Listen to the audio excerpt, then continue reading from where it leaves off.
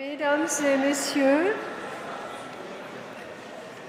chers conférenciers, je suis ravie de vous voir aussi nombreux et je suis très heureuse d'ouvrir au nom du rectorat de l'Université de Genève cette conférence. J'aimerais d'abord peut-être dire quelques mots sur la Maison de l'Histoire, notre Maison de l'Histoire. Notre Maison de l'Histoire est une des entités de l'université où les chercheurs et les enseignants, évidemment, parce qu'à l'université, on n'a que des chercheurs qui sont des enseignants et des enseignants qui sont des chercheurs, se rencontrent donc dans cette unité tous les chercheurs qui sont intéressés par, tous les chercheurs ou tous ceux qui le souhaitent, par la relation que nous avons avec notre histoire, l'histoire du monde, l'histoire de la nature, de l'humanité, des sciences, etc.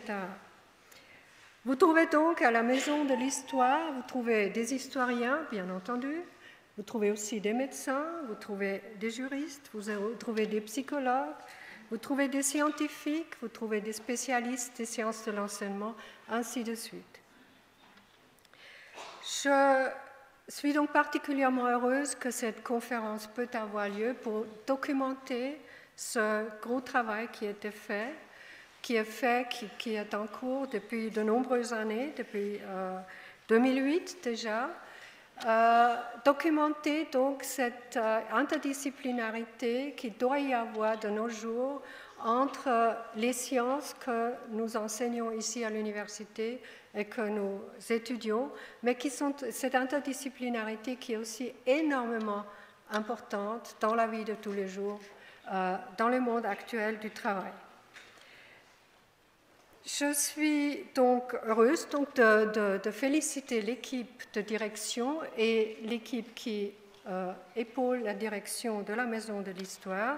Et j'aimerais mentionner en particulier la professeure Micheline Louis-Courvoisier, le professeur Michel Grandjean et le professeur Pierre Souris, qui, l'une de médecine, l'autre des lettres et le troisième de théologie, documente très bien à quel point on peut travailler ensemble.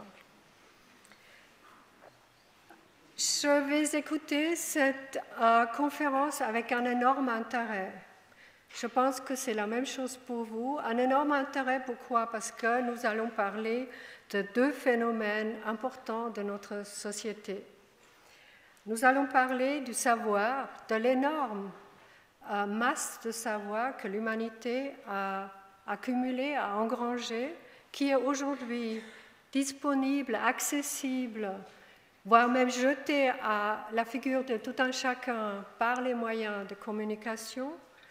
Donc cet énorme trésor que nous avons, qui peut néanmoins ressembler à une avalanche pour certains. Pour certains qui peuvent éventuellement se sentir désemparés, démunis devant cette avalanche.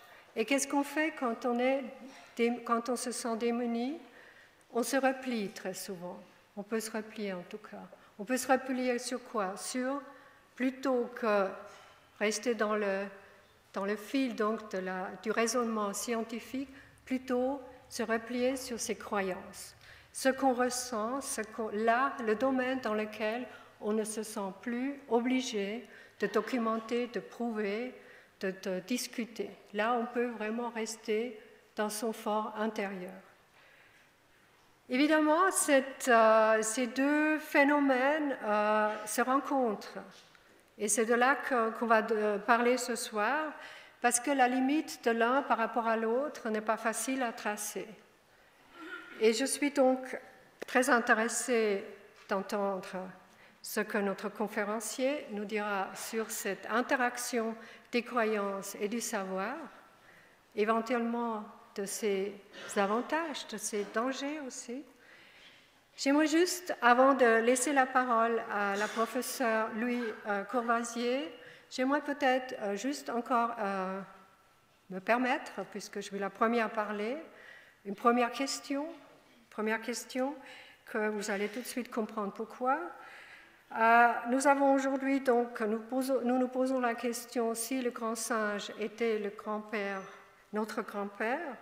Alors moi, je vous pose la question, alors qui était notre grand-mère?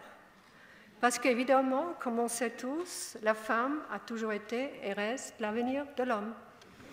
Donc, je vous remercie d'avance de votre conférence, de l'heure excellente que je suis sûre que nous allons tous passer. Et je passe la parole à la professeure Louis Courvoisier. Merci beaucoup.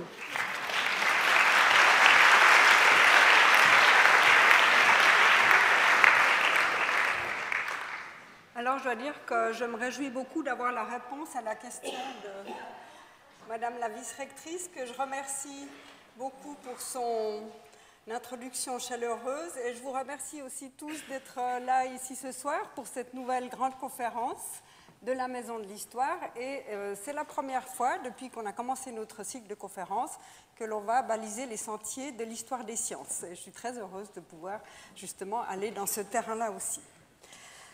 Mon grand-père était-il un grand singe? Vous l'avez vu, c'est le titre que nous avons donné à cette conférence et que je ne vais pas commenter parce que finalement, à chacun ses représentations du grand singe et surtout à chacun son grand-père. Mais je voudrais dire deux mots, et je me suis posé un peu les mêmes questions que Madame Baddeley, sur le sous-titre que nous avons ajouté, Entre science et croyance.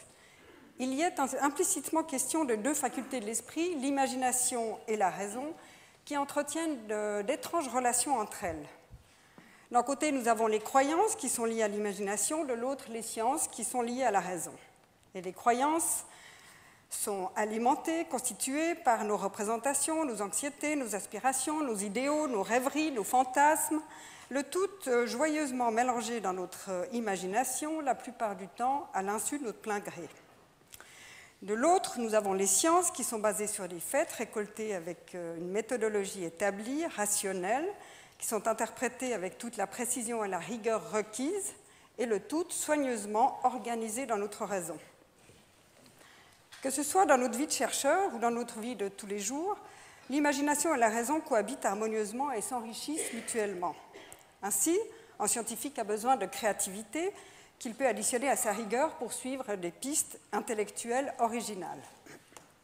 Il en va de même dans notre vie au quotidien. On a tous pu le constater quand, par bonheur, un trait de génie créatif nous permet de trouver une solution, comme l'indique ce dessin de Mordillo. Non, voilà, comme l'indique ce dessin de Mordillo, de nous permettre de trouver une solution nécessitant de rallier des exigences contradictoires. Le fruit de cette alliance peut aussi bien s'exprimer dans la solution d'un théorème difficile à résoudre, dans l'écriture d'un poème ou d'un livre brillant, ou encore dans le résultat d'une béchamel exceptionnelle. Mais à un autre niveau, cette cohabitation devient problématique, quand nos croyances, inscrites dans notre imagination, se déplacent vers notre raison, tournent en certitude, excluent le doute, nous figent, individuellement et collectivement, dans une pensée immobile. L'histoire a montré à maintes reprises à quel point des pensées innovatrices qui heurtent des traditions morales et intellectuelles peuvent rencontrer des résistances et figer la pensée justement. Et là, l'histoire le montre encore, le découpage ne se fait pas entre les scientifiques rationnels d'un côté et tous les autres dont le jugement serait obscurci par leur représentation. En effet, les récalcitrants, si vous voulez, se trouvent dans toutes les catégories et à toutes les époques. Je pense simplement à la découverte de l'anesthésie à titre d'exemple. Vous en conviendrez, c'est une découverte quand même, ou une innovation dont nous pouvons être reconnaissants. Eh bien, il a fallu 70 ans pour qu'elle s'impose. En 1770, la formule de l'anesthésiant a été trouvée, des textes médicaux en attestent, mais ce n'est qu'en 1847 qu'elle est entrée dans la pratique, et encore très progressivement.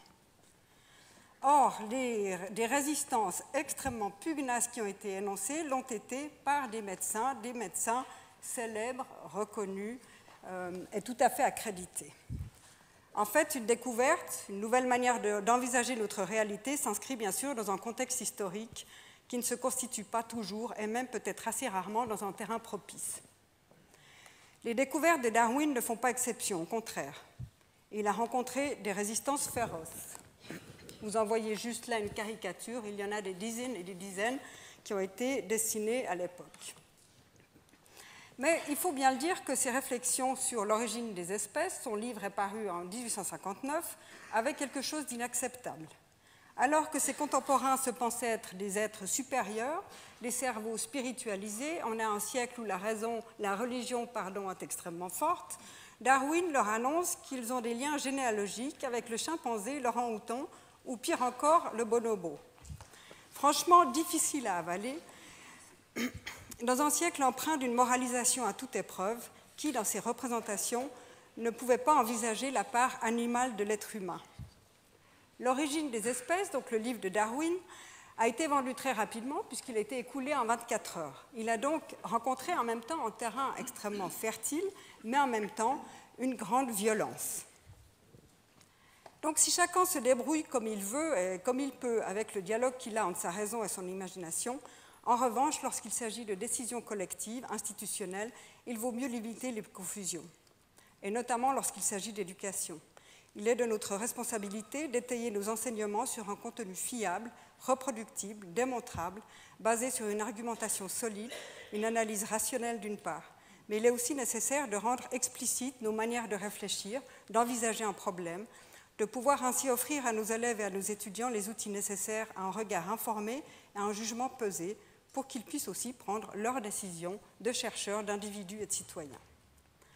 Depuis 150 ans, suite aux écrits de Darwin, s'opposent la théorie de l'évolution et la vision créationniste de l'origine de l'homme. Ce débat dure, preuve que les résistances sont très profondes. Pour y voir plus clair, nous sommes vraiment très heureux d'accueillir ce soir Pascal Pic, paléanthropologue au Collège de France. Il a commencé par une formation en physique théorique et en archéologie préhistorique. Il a écrit sa thèse sur l'évolution des caractères morphologiques de l'articulation temporo-mandibulaire des hominidés et implications phylogénétiques. Il entre au Collège de France en 1991. Il poursuit ses recherches sur les fossiles de la mâchoire et des canines et les enrichit par des recherches liées à l'éthologie et à la génétique. On parlait d'interdisciplinarité, on est en plein dedans. Pascal Pic est un intellectuel qui s'investit dans la cité par le biais de ses engagements de chercheur sur l'origine de l'homme, mais aussi sur les questions de la biodiversité. Il a écrit d'innombrables livres, et je ne citerai que 3 de ses ouvrages. Lucie et l'obscurantisme, paru chez Odile Jacob, on va les voir, paru chez Odile Jacob en 2007, Le monde a-t-il été créé en 7 jours, paru chez Perrin en 2009, et de Darwin à Lévi-Strauss, L'homme et la diversité en danger, paru chez Odile Jacob en 2013. J'aimerais dire que Pascal Pic a une écriture qui est pleine d'allant, pleine d'humour, extrêmement intéressante, et ce sont des livres absolument passionnants, même pour ceux qui ne connaissent rien sur la mandibule. J'aimerais aussi juste souligner que Pascal Pic a aussi écrit beaucoup de livres pour la jeunesse, qui ont l'air extrêmement intéressants. Je suis donc vraiment très heureuse de vous passer la parole, et en rappelant à vous tous qui êtes là que, comme d'habitude, nous aurons un moment pour des questions.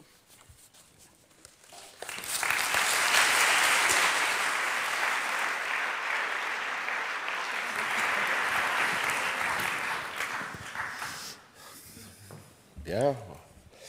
Voilà, c'est impressionnant. Bonsoir, mesdames et messieurs. Bonsoir, mes chers collègues. Madame la vice-présidente. Ah, je ne sais pas où elle est passée. Ah, vous êtes là, pardonnez-moi. Merci pour cette présentation. Oui, oui, alors, je vais vous parler de mandibule. Vous avez bien fait de vous déplacer, hein. Vous ne savez pas tout ce qu'on peut raconter qu'une mandibule, c'est absolument incroyable. Donc, merci pour cette belle invitation. Très heureux d'être là. Et en plus, avec ce temps, c'est absolument extraordinaire, quoi. Et merci, justement, d'être là alors qu'il fait si beau dehors. Donc, je vais essayer de répondre à tous les défis qui me sont lancés, hein, interdisciplinarité, histoire des sciences et des femmes. Donc, et on va tout de suite commencer. Alors, hop, je ne sais pas pourquoi ça bouge ce truc, c'est encore vivant. Alors, mon ancêtre, ce grand singe, donc vous voyez, j'ai raccourci un peu le titre, et effectivement, dans notre culture occidentale, et on va voir pourquoi, dès qu'on parle de singe, tout de suite, ça met mal à l'aise. Il y a une semaine à peine, j'étais au LH Forum, enfin l'économie positive, au Havre, et j'étais avec une dame absolument extraordinaire qui s'appelle Claudine André. Et Madame Claudine André Vous la connaissez certainement par de très beaux documentaires sur le sanctuaire des bonobos de Loya.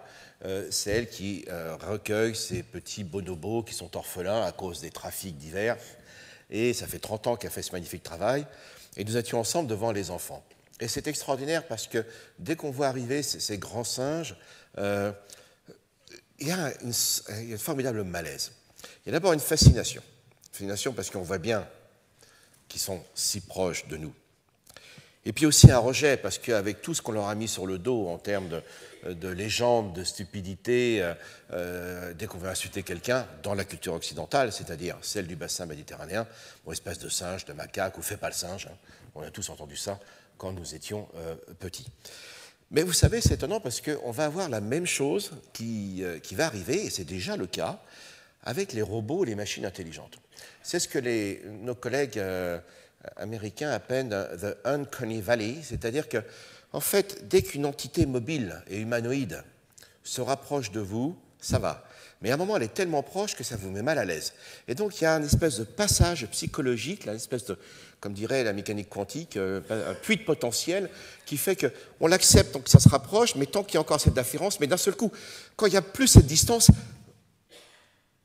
on ne sait plus trop comment se comporter. Alors c'était marrant de voir les jeunes qui étaient à la fois fascinés, émerveillés, et puis qui riaient pour reprendre de la distance. Et il est vrai qu'on est tous comme ça. Donc, et on va voir les raisons culturelles, en tout cas, je vais les évoquer. Alors, ça tombe bien d'être à Genève, parce que, étant arrivé un petit peu tôt, et j'en ai profité pour me promener dans votre belle vieille ville, et je suis tombé sur la maison de Rousseau. Enfin, ça, quand même, formidable. Et cette grande aventure qui nous intéresse justement commence avec Jean-Jacques Rousseau, les Lumières et les naturalistes.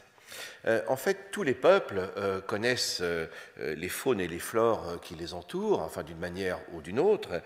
Et comme l'a très bien rappelé Claude Lévi-Strauss et toute son école, c'est que les éléments de nature et leur diversité qui nous entourent participent de notre construction au monde, de notre façon de nous comporter vis-à-vis du cosmos et de l'altérité.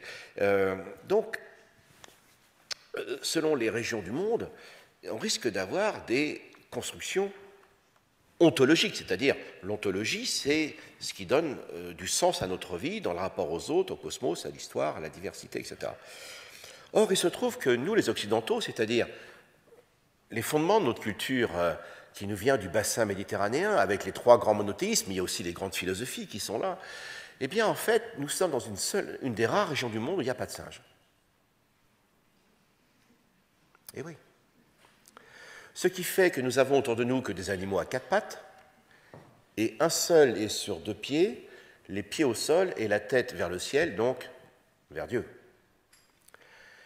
L'échelle naturelle des espèces d'Aristote reprend cela de manière remarquable, et on a tous en tête cette procession des animaux.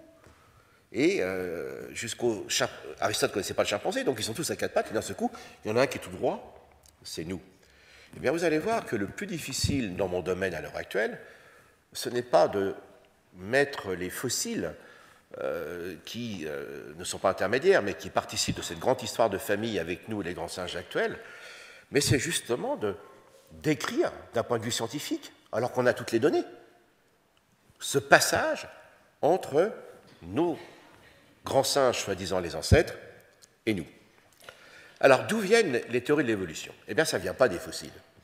Les fossiles, on en avait, on les connaissait, mais on ne savait pas ce que c'était. Par exemple, Léonard de Vinci, en fait, de toute façon, il est surtout, je me dis, celui-là, interdisciplinarité, c'est Léonard de Vinci, il a tout touché. Donc, il connaissait les fossiles. Galilée s'était intéressé aux formes des eaux, d'ailleurs, c'était assez intéressant. Mais grosso modo, on ne sait pas ce que ça veut dire. Ce sont des curiosités, c'est fascinant, mais on ne sait pas trop ce que ça signifie. En fait, les théories de l'évolution vont venir d'une vision ordonnée de la nature. À la charnière du XVIe, enfin XVIIe, XVIIIe siècle, il y a en Europe un grand engouement pour les choses de la nature. Y participent donc ceux qu'on appelle les naturalistes, et là on retrouvera bien sûr, je l'ai déjà cité, Jean-Jacques Rousseau, mais Charles Linné, les Tourneforts, les Jussieu, les De Candolle chez vous. Hein, donc voilà, donc il y a un immense engouement pour la nature qui est considérée comme un temple divin. Car cette diversité est conçue, bien sûr, à l'époque, comme une œuvre du Créateur. Il n'y a pas d'autre façon de le concevoir.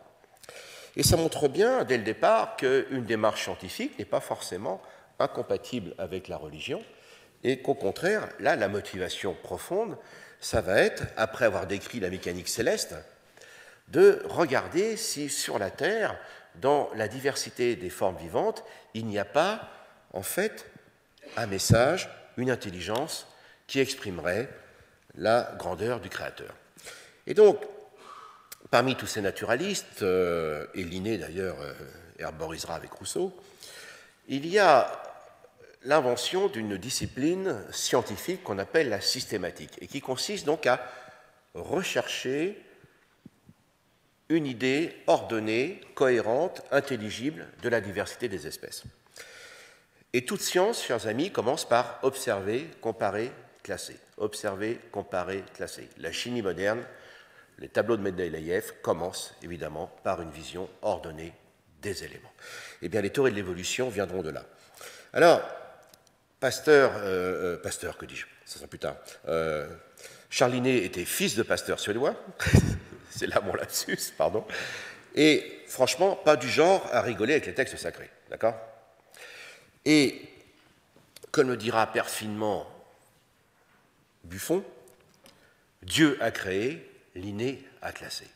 Mais il n'empêche que nous avons là les fondements d'une grande œuvre scientifique et les noms des personnages qui participent de ce qui deviendra donc l'histoire naturelle. Hein. Donc là, on passe de l'histoire naturelle et même aux sciences naturelles, au sens où on l'a connu. Et tous ces protagonistes, eh bien, vous avez leurs noms autour du Jardin des Plantes à Paris, que ce soit le campus Jussieu ou les noms de rues. Donc voilà, grand mouvement. Puis en Suisse également, bien sûr. Et les De Candolle ont participé de manière d'ailleurs très fondamentale en termes conceptuels aux méthodes de la classification qu'on appelle la systématique. Alors, de certaine manière, tout va pour le mieux dans le meilleur des mondes possibles. Sauf qu'alors qu'ils n'ont rien demandé, ces gars-là, les grands singes arrivent en Europe. Alors, ils ne sont pas arrivés par Club Med, hein, encore moins par Air France. C'est les grands voyages et c'est aussi la passion pour les cabinets de curiosité, qui sont les ancêtres de nos muséums d'histoire naturelle.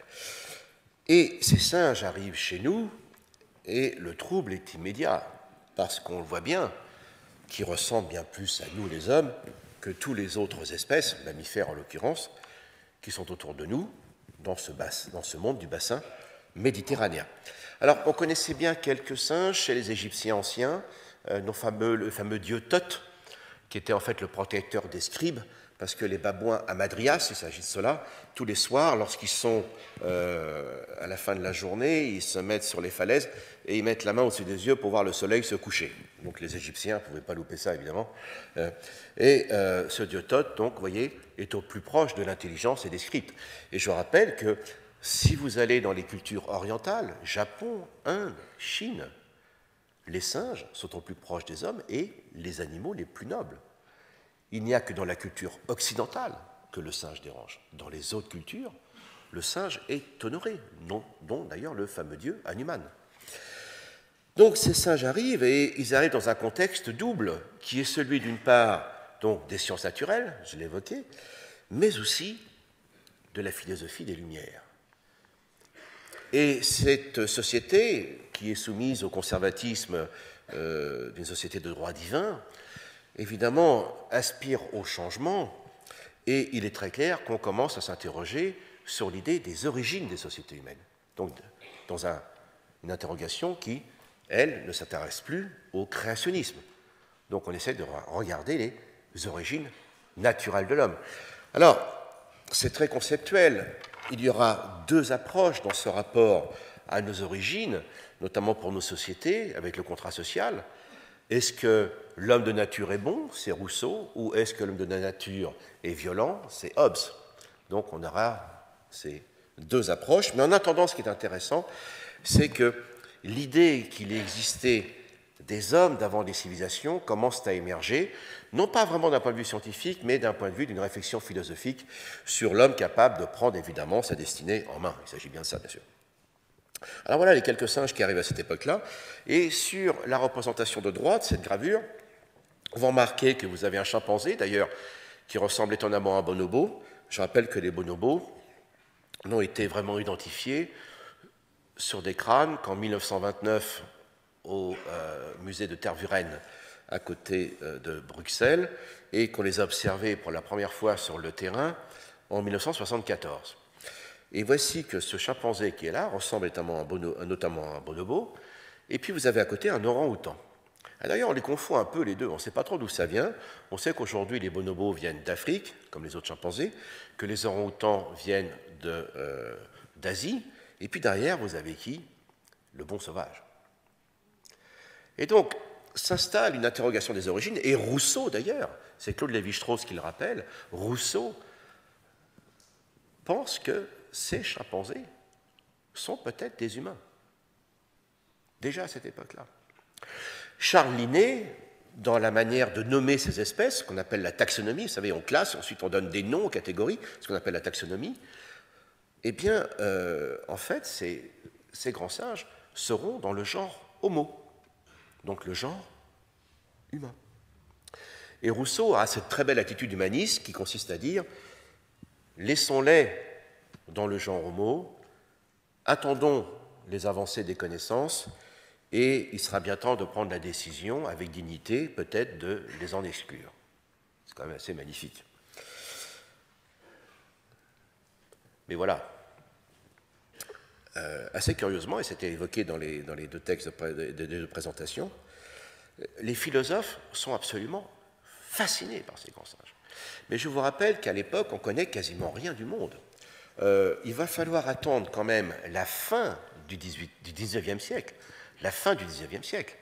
pour qu'on connaisse à peu près l'intérieur de l'Afrique. Pour vous dire, comme l'Afrique nous inquiète, les premières expéditions qui vont s'éloigner des côtes africaines, notamment des côtes occidentales, avec Paul Pellonnet du Chaillu, vont inspirer une nouvelle absolument extraordinaire de Joseph Conrad qui s'appelle « Voyage au cœur des ténèbres ». Si vous ne l'avez pas lu, vraiment lisez cette nouvelle extraordinaire qui donne une idée de l'angoisse et parfois de l'inquiétude des origines. Et cette nouvelle va donner d'ailleurs un film extraordinaire qui s'appelle Apocalypse Now. Apocalypse Now de Coppola, c'est une adaptation dans le cadre de la guerre du Vietnam de Voyage au cœur des ténèbres. Donc tout ça marque énormément les esprits, et c'est Diderot qui rappelle dans la lettre à d'Alembert qu'un orang-outan arrive à notre jardin du roi en France, donc notre jardin des plantes. Le cardinal de Polignac se plante devant l'orang-outan et lui dit « Parle et je te baptise ». Alors, je ne sais pas si l'orang-outan en question était avec... le cardinal en question était avec... Ouais, le pape Jules II de la chapelle Sixtine avait un chimpanzé, avait un macaque, donc vous voyez comme quoi non plus... voilà. Donc, en attendant, ce qui est assez intéressant, c'est que je ne sais pas si le cardinal, pardonnez-moi, était avec sa grande robe pourpre, mais la couleur pourpre est une couleur sexuelle chez les grands singes. Et il ne devait pas, certainement, cet orang-outan, avoir envie de lui parler théologie. Vous voyez ce que je veux dire? Voilà. En attendant, une époque fascinante, les grands voyages, les grands singes arrivent, et évidemment, le terme de primate est forgé à cette époque-là, alors des primates les premiers, auxquels appartient donc l'homme et tous ces grands singes, et à l'époque, on ne se trompe pas, on sait bien qu'il y a des singes qui ressemblent plus à l'homme qu'aux autres singes, eh bien, ce sont bien les chimpanzés et les orang-outans.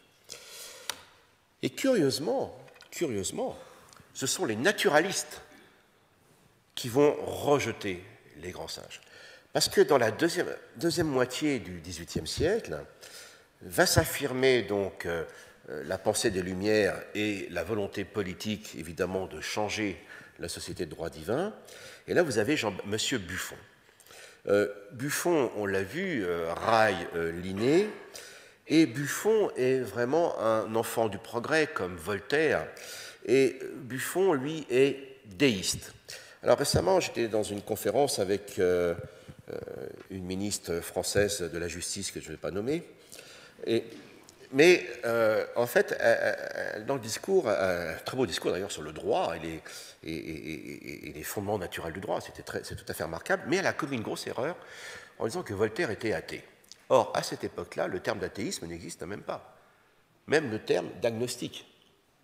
Le terme agnostique, c'est-à-dire que je doute de Dieu, mais je laisse la possibilité d'y croire, avec tous les degrés possibles entre les deux. Le terme d'agnostique est inventé par Thomas Huxley, l'ami de Charles Darwin, à la fin du XIXe siècle.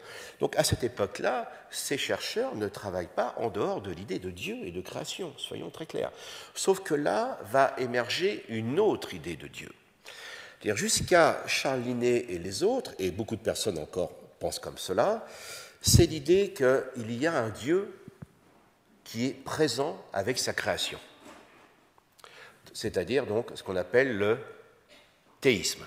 Dieu a créé le monde et tout ce qui se passe sur la terre est la volonté donc et la puissance ou la mansuétude de Dieu. Dieu est présent avec sa création.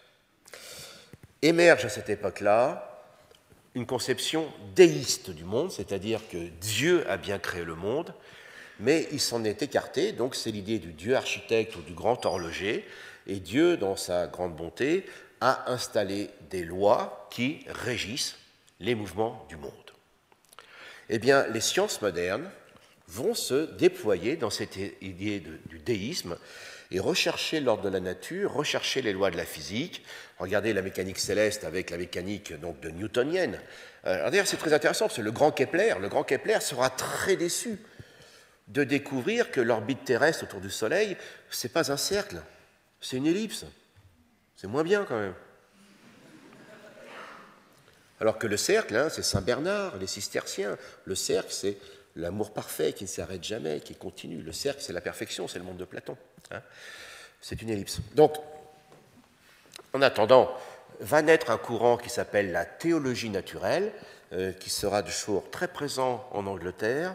Et ça a commencé à cette époque-là. En France, ça sera, dans le monde catholique, c'est plutôt la providence. Mais en attendant, l'idée est que Dieu a créé le monde, l'univers, le cosmos, et il appartient donc aux scientifiques d'en décrire par les sciences, et notamment les mathématiques, c'est vraiment le paradigme de la science moderne depuis Galilée et Newton, c'est de la décrire évidemment par cette perfection qui honore donc le Créateur. Donc voilà, il n'y a pas de problème. Il y a deux façons de comprendre Dieu, mais en tout cas, les scientifiques sont parfaitement à l'aise. Newton était un très grand métaphysicien aussi. Donc voilà, ça se passe très très bien. D'ailleurs, comme dira Galilée, la religion nous dit comment va au ciel, la science nous dit comment va le ciel. Buffon dira, la métaphysique, qu'elle soit de l'ordre de la philosophie ou de la théologie, s'intéresse aux causes premières, donc les origines, tandis que la science, elle, s'intéresse aux causes secondes. Donc, c'est ce que le grand Stephen Jay Gould, qui est mort maintenant il y a une dizaine d'années, dira, c'est la séparation des magistères.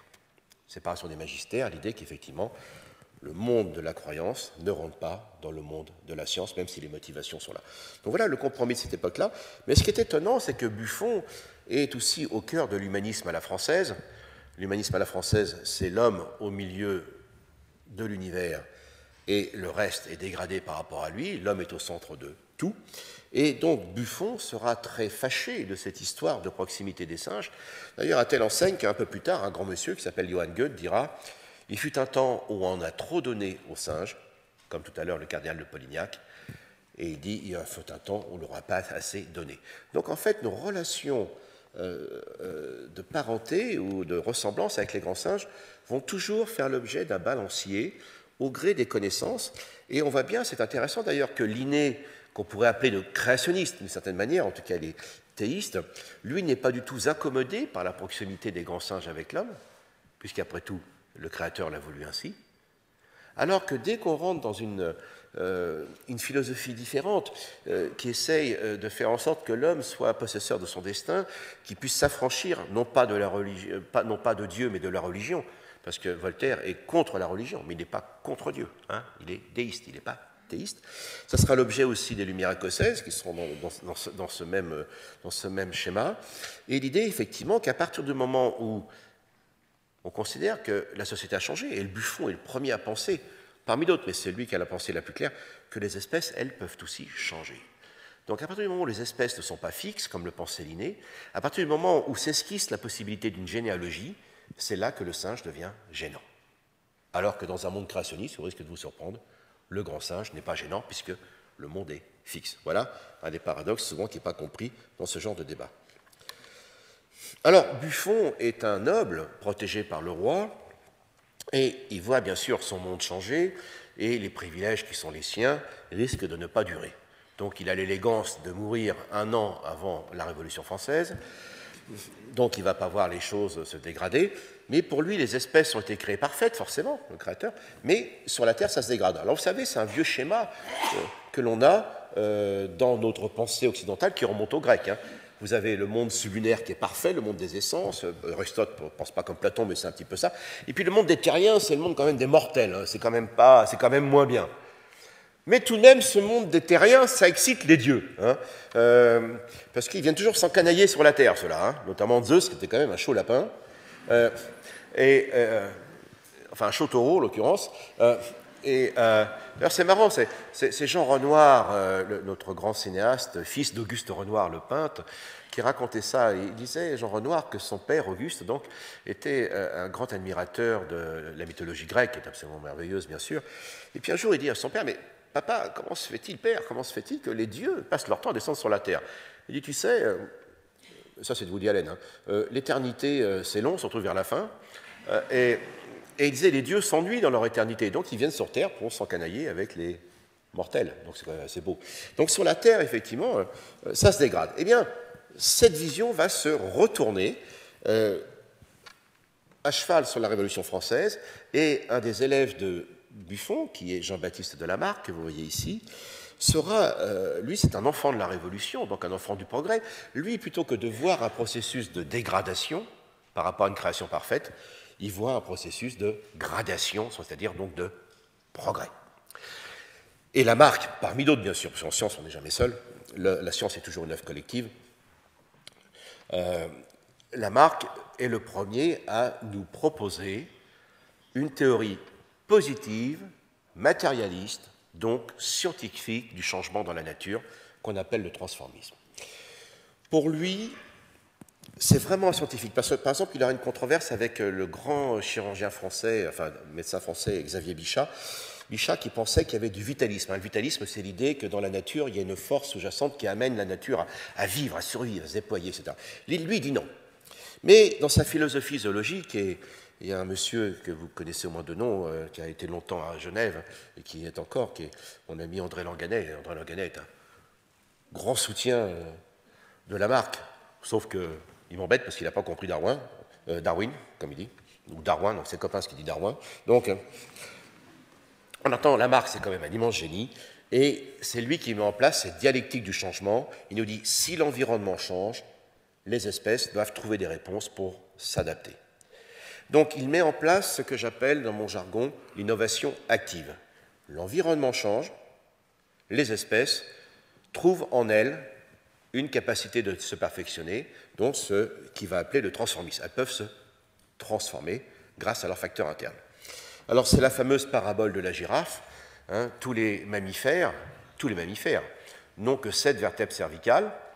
Donc comment la girafe a fait pour avoir un cou aussi long avec 7 vertèbres cervicales. En plus, maintenant, on connaît les gènes responsables qui sont les gènes homéotiques. Eh bien, voilà la parabole. C'est une parabole. Parabole, c'est une histoire simple qui évoque quelque chose de plus compliqué.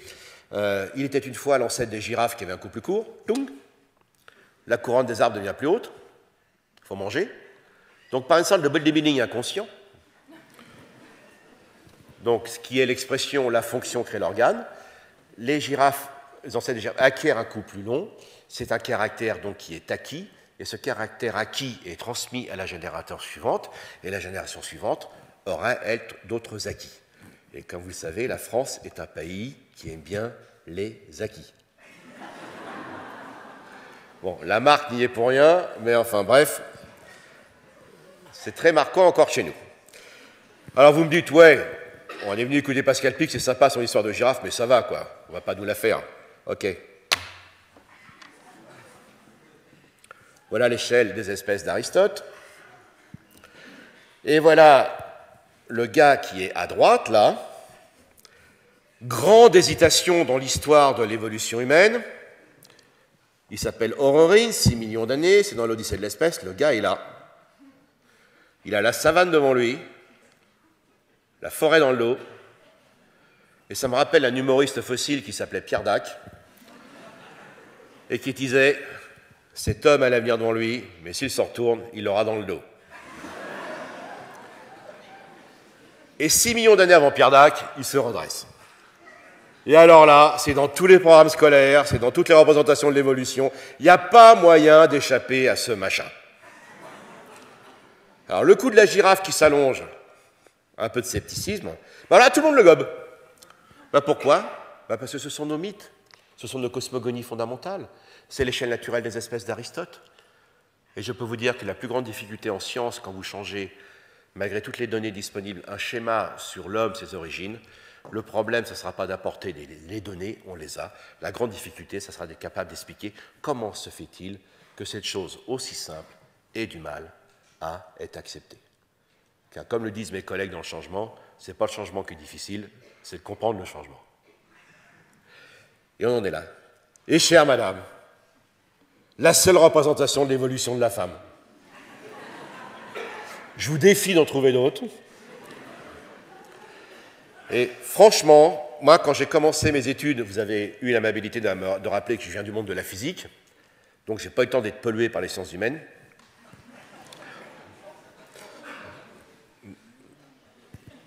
Je sais, mais... Et quand je suis de mauvaise humeur, et je suis de bonne humeur, mais je vais faire comme si je suis de mauvaise humeur, les sciences, c'est comme l'amour. Il y a « je t'aime » et « je t'aime beaucoup ». Il y a science et sciences humaines. Donc, ceci dit, on va le voir, et c'est pour ça qu'on a besoin d'interdisciplinarité. Les sciences, vous l'avez rappelé, chers collègues, sont excellentes dans la méthode, etc. Mais quand il s'agit d'arriver sur le champ de l'interprétation, franchement, des fois, alors que les sciences humaines sur l'interprétation sont quand même nettement meilleures, mais elles oublient quand même parfois les données. Bon, donc il va falloir qu'on se mette un petit peu d'accord. Hein. Voilà. Ouais, c'est... Alors moi, quand je suis arrivé justement pour faire mes études, on me dit l'homme descend du singe, d'accord. Au bout d'un moment, j'ai dit, mais attendez, c'est qui ce singe?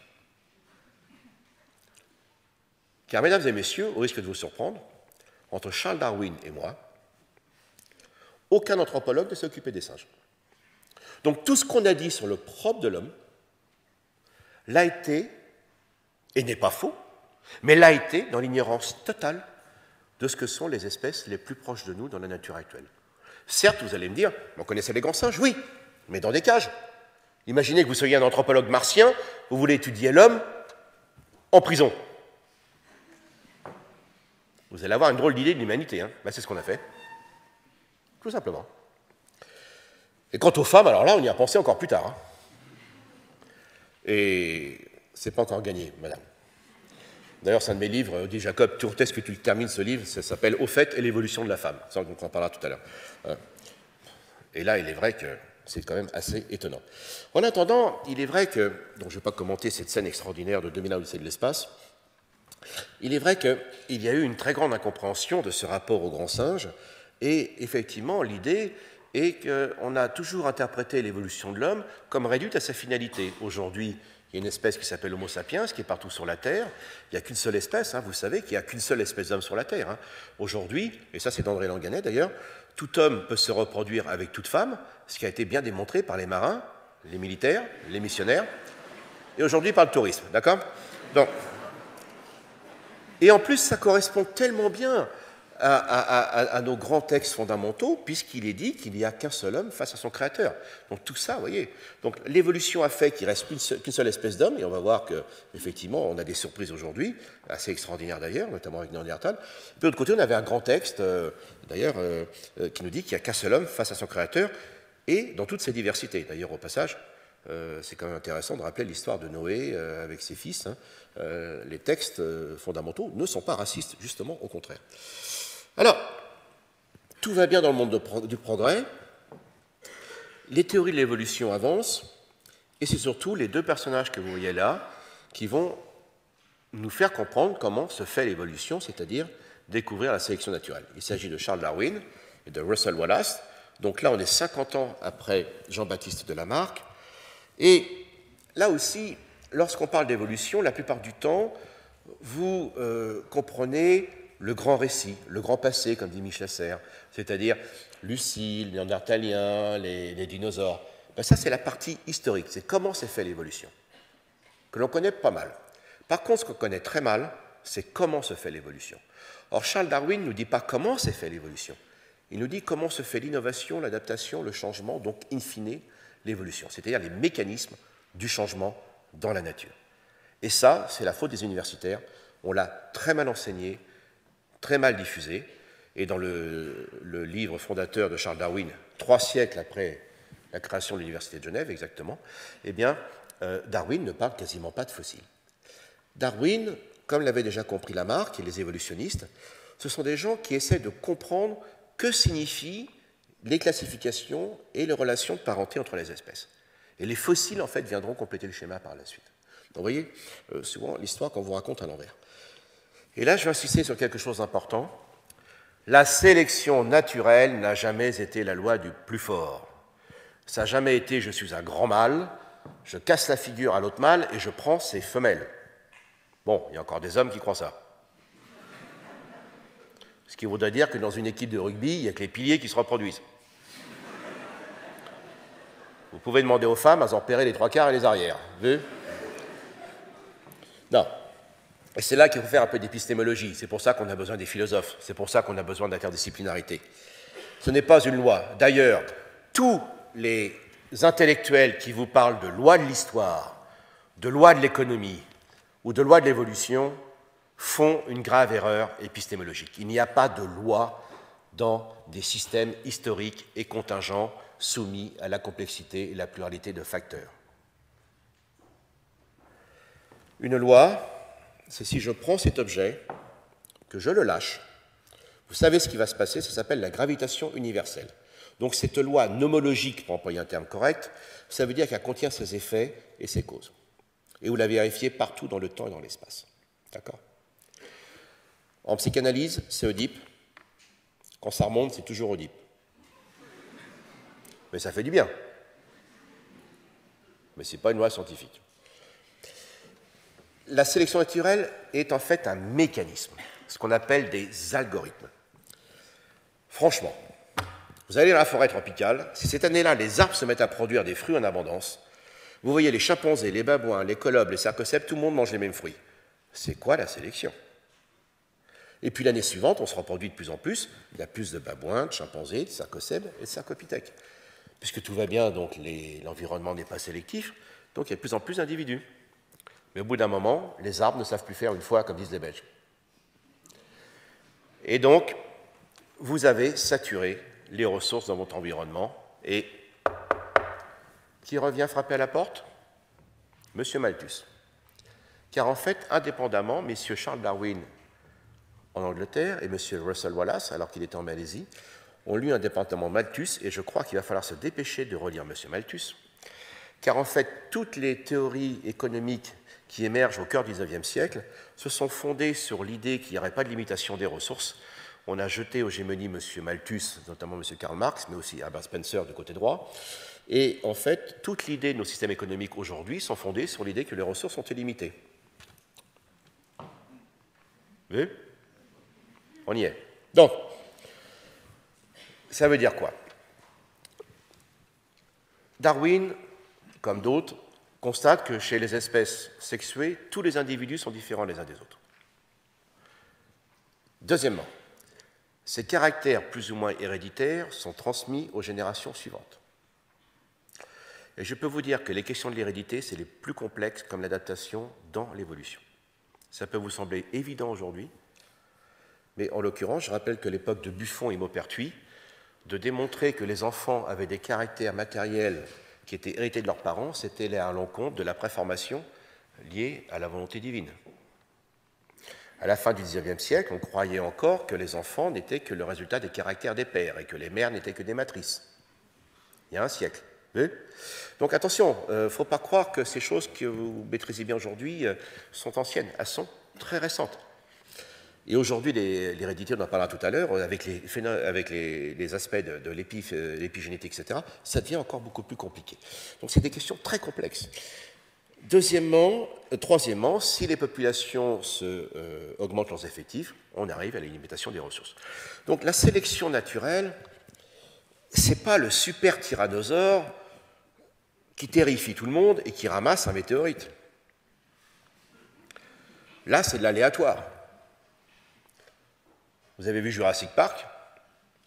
Bon, normalement, c'est le Crétacé, mais enfin, Hollywood. Vous avez un super tyrannosaure, personne ne vous embête. Vous ramassez un météorite. Bon, je rappelle que les dinosaures n'ont pas disparu, ils sont montés au ciel, ça s'appelle les oiseaux. Et les cygnes du lac de Genève, c'est foutu comme un tyrannosaure. Sauf que pour la chasse, le gavage et la cuisine, ce n'est pas la même technique. D'accord? Donc, premièrement, les dinosaures n'ont pas disparu. Il y a 10 000 espèces d'oiseaux, 2 fois plus que de mammifères, groupe auquel nous appartenons. D'accord? Donc, déjà, il faut rétablir les choses. Et surtout, ce qui est important, c'est qu'on voit bien, c'est qu'à part les catastrophes naturelles, et il y en a eu, il y en aura d'autres, bien évidemment, mais il faut bien comprendre que les phénomènes de l'évolution sont plus liés à des facteurs endogènes qu'exogènes. Ce qui veut dire que Darwin a eu cette idée géniale, premièrement. C'est la première fois qu'on a une philosophie positive qui nous dit « toute différence est une potentialité pour l'innovation et l'adaptation ». Darwin nous dit que toute différence est une richesse pour l'adaptation. C'est la première fois dans l'histoire de l'humanité que quelqu'un nous dit ça. Toute différence est une potentialité pour l'adaptation et donc l'évolution. Deuxièmement, Darwin nous dit qu'effectivement, derrière cela, la sélection naturelle, ce n'est pas une sorcière aux ongles et aux crocs rouges de sang, comme l'avait dit le poète Tennyson, c'est qu'en fait, la sélection naturelle intervient comme conséquence de nos succès. En fait, l'algorithme, c'est-à-dire la mécanique de la sélection, se mettra en place parce que nous avons... Alors bien sûr, ça peut être un agent pathogène, ça intervient aussi, bien évidemment, mais nos succès également entraînent du changement dans l'écosystème dans lequel nous étions. Donc c'est ça qu'il faut bien comprendre. D'accord ? Donc il y a des catastrophes naturelles, il y a bien sûr tous les agents pathogènes, les prédateurs, mais aussi nos succès nous amènent à limiter les ressources et nous modifions nous-mêmes l'environnement dans lequel nous sommes. Donc c'est tout ça la sélection naturelle. Et la sélection naturelle dit en fait une chose in fine, qui est tout simple, c'est que certains individus laissent une plus grande descendance que d'autres, et c'est ça qui fait le changement.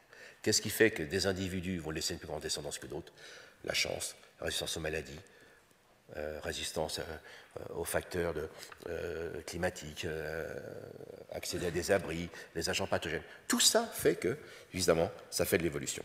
Et vous voyez donc la conception radicalement différente à laquelle nous arrivons 2500 ans après Aristote et Platon, c'est que dans les mondes platoniciens, ou même aristotéliciens d'ailleurs, une espèce, c'est une entité éternelle. Hein. L'étymologie d'espèce et d'essence est la même. Et par contre, sur la Terre, sur le monde sublunaire, eh bien, il y a du bruit, des défauts, de la diversité. Donc, dans les mondes platoniciens, les mondes qui sont au cœur de ces héritages de notre cosmogonie fondamentale, il y a une entité qui ne bouge pas, mais qui varie dans ses détails. Alors que Darwin, c'est exactement l'inverse. Il nous dit qu'en fait, l'espèce n'existe pas en soi. C'est qu'en fait, l'espèce n'est qu'un état, à un moment donné, de l'ensemble des individus qui peuvent se reproduire entre eux. Donc l'espèce est en fait une commodité conceptuelle qui nous permet de comprendre des phénomènes de changement. Donc dans un cas, on est une entité éternelle avec de la diversité qui donne du bruit. Dans l'autre cas, c'est de la diversité qui donne des espèces. Donc vous voyez, le schéma est complètement donc inversé. Car en fait, on va toucher un petit peu votre interrogation, on l'a déjà abordé un petit peu, il y a 3 grandes visions du monde. Il y a les cultures qui pensent que le monde dans lequel nous sommes est stable, c'est-à-dire c'est le fixisme, ou alors revient de manière cyclique, c'est-à-dire revient de manière régulière, c'est-à-dire c'est les révolutions du globe de Georges Cuvier, par exemple. Hein, le monde revient toujours dans le même état. C'est les avatars de la pensée hindoue, c'est aussi les Grecs pensaient comme cela dans d'autres cultures.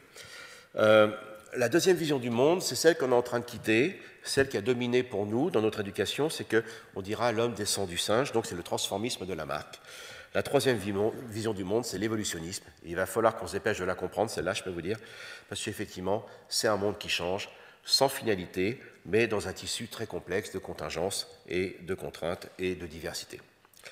Pour vous donner l'importance de ces différentes visions du monde, imaginez que je sois venu avec un chimpanzé. La vice-présidence n'y tenait pas, mais enfin bon, j'ai mon chimpanzé à côté de moi.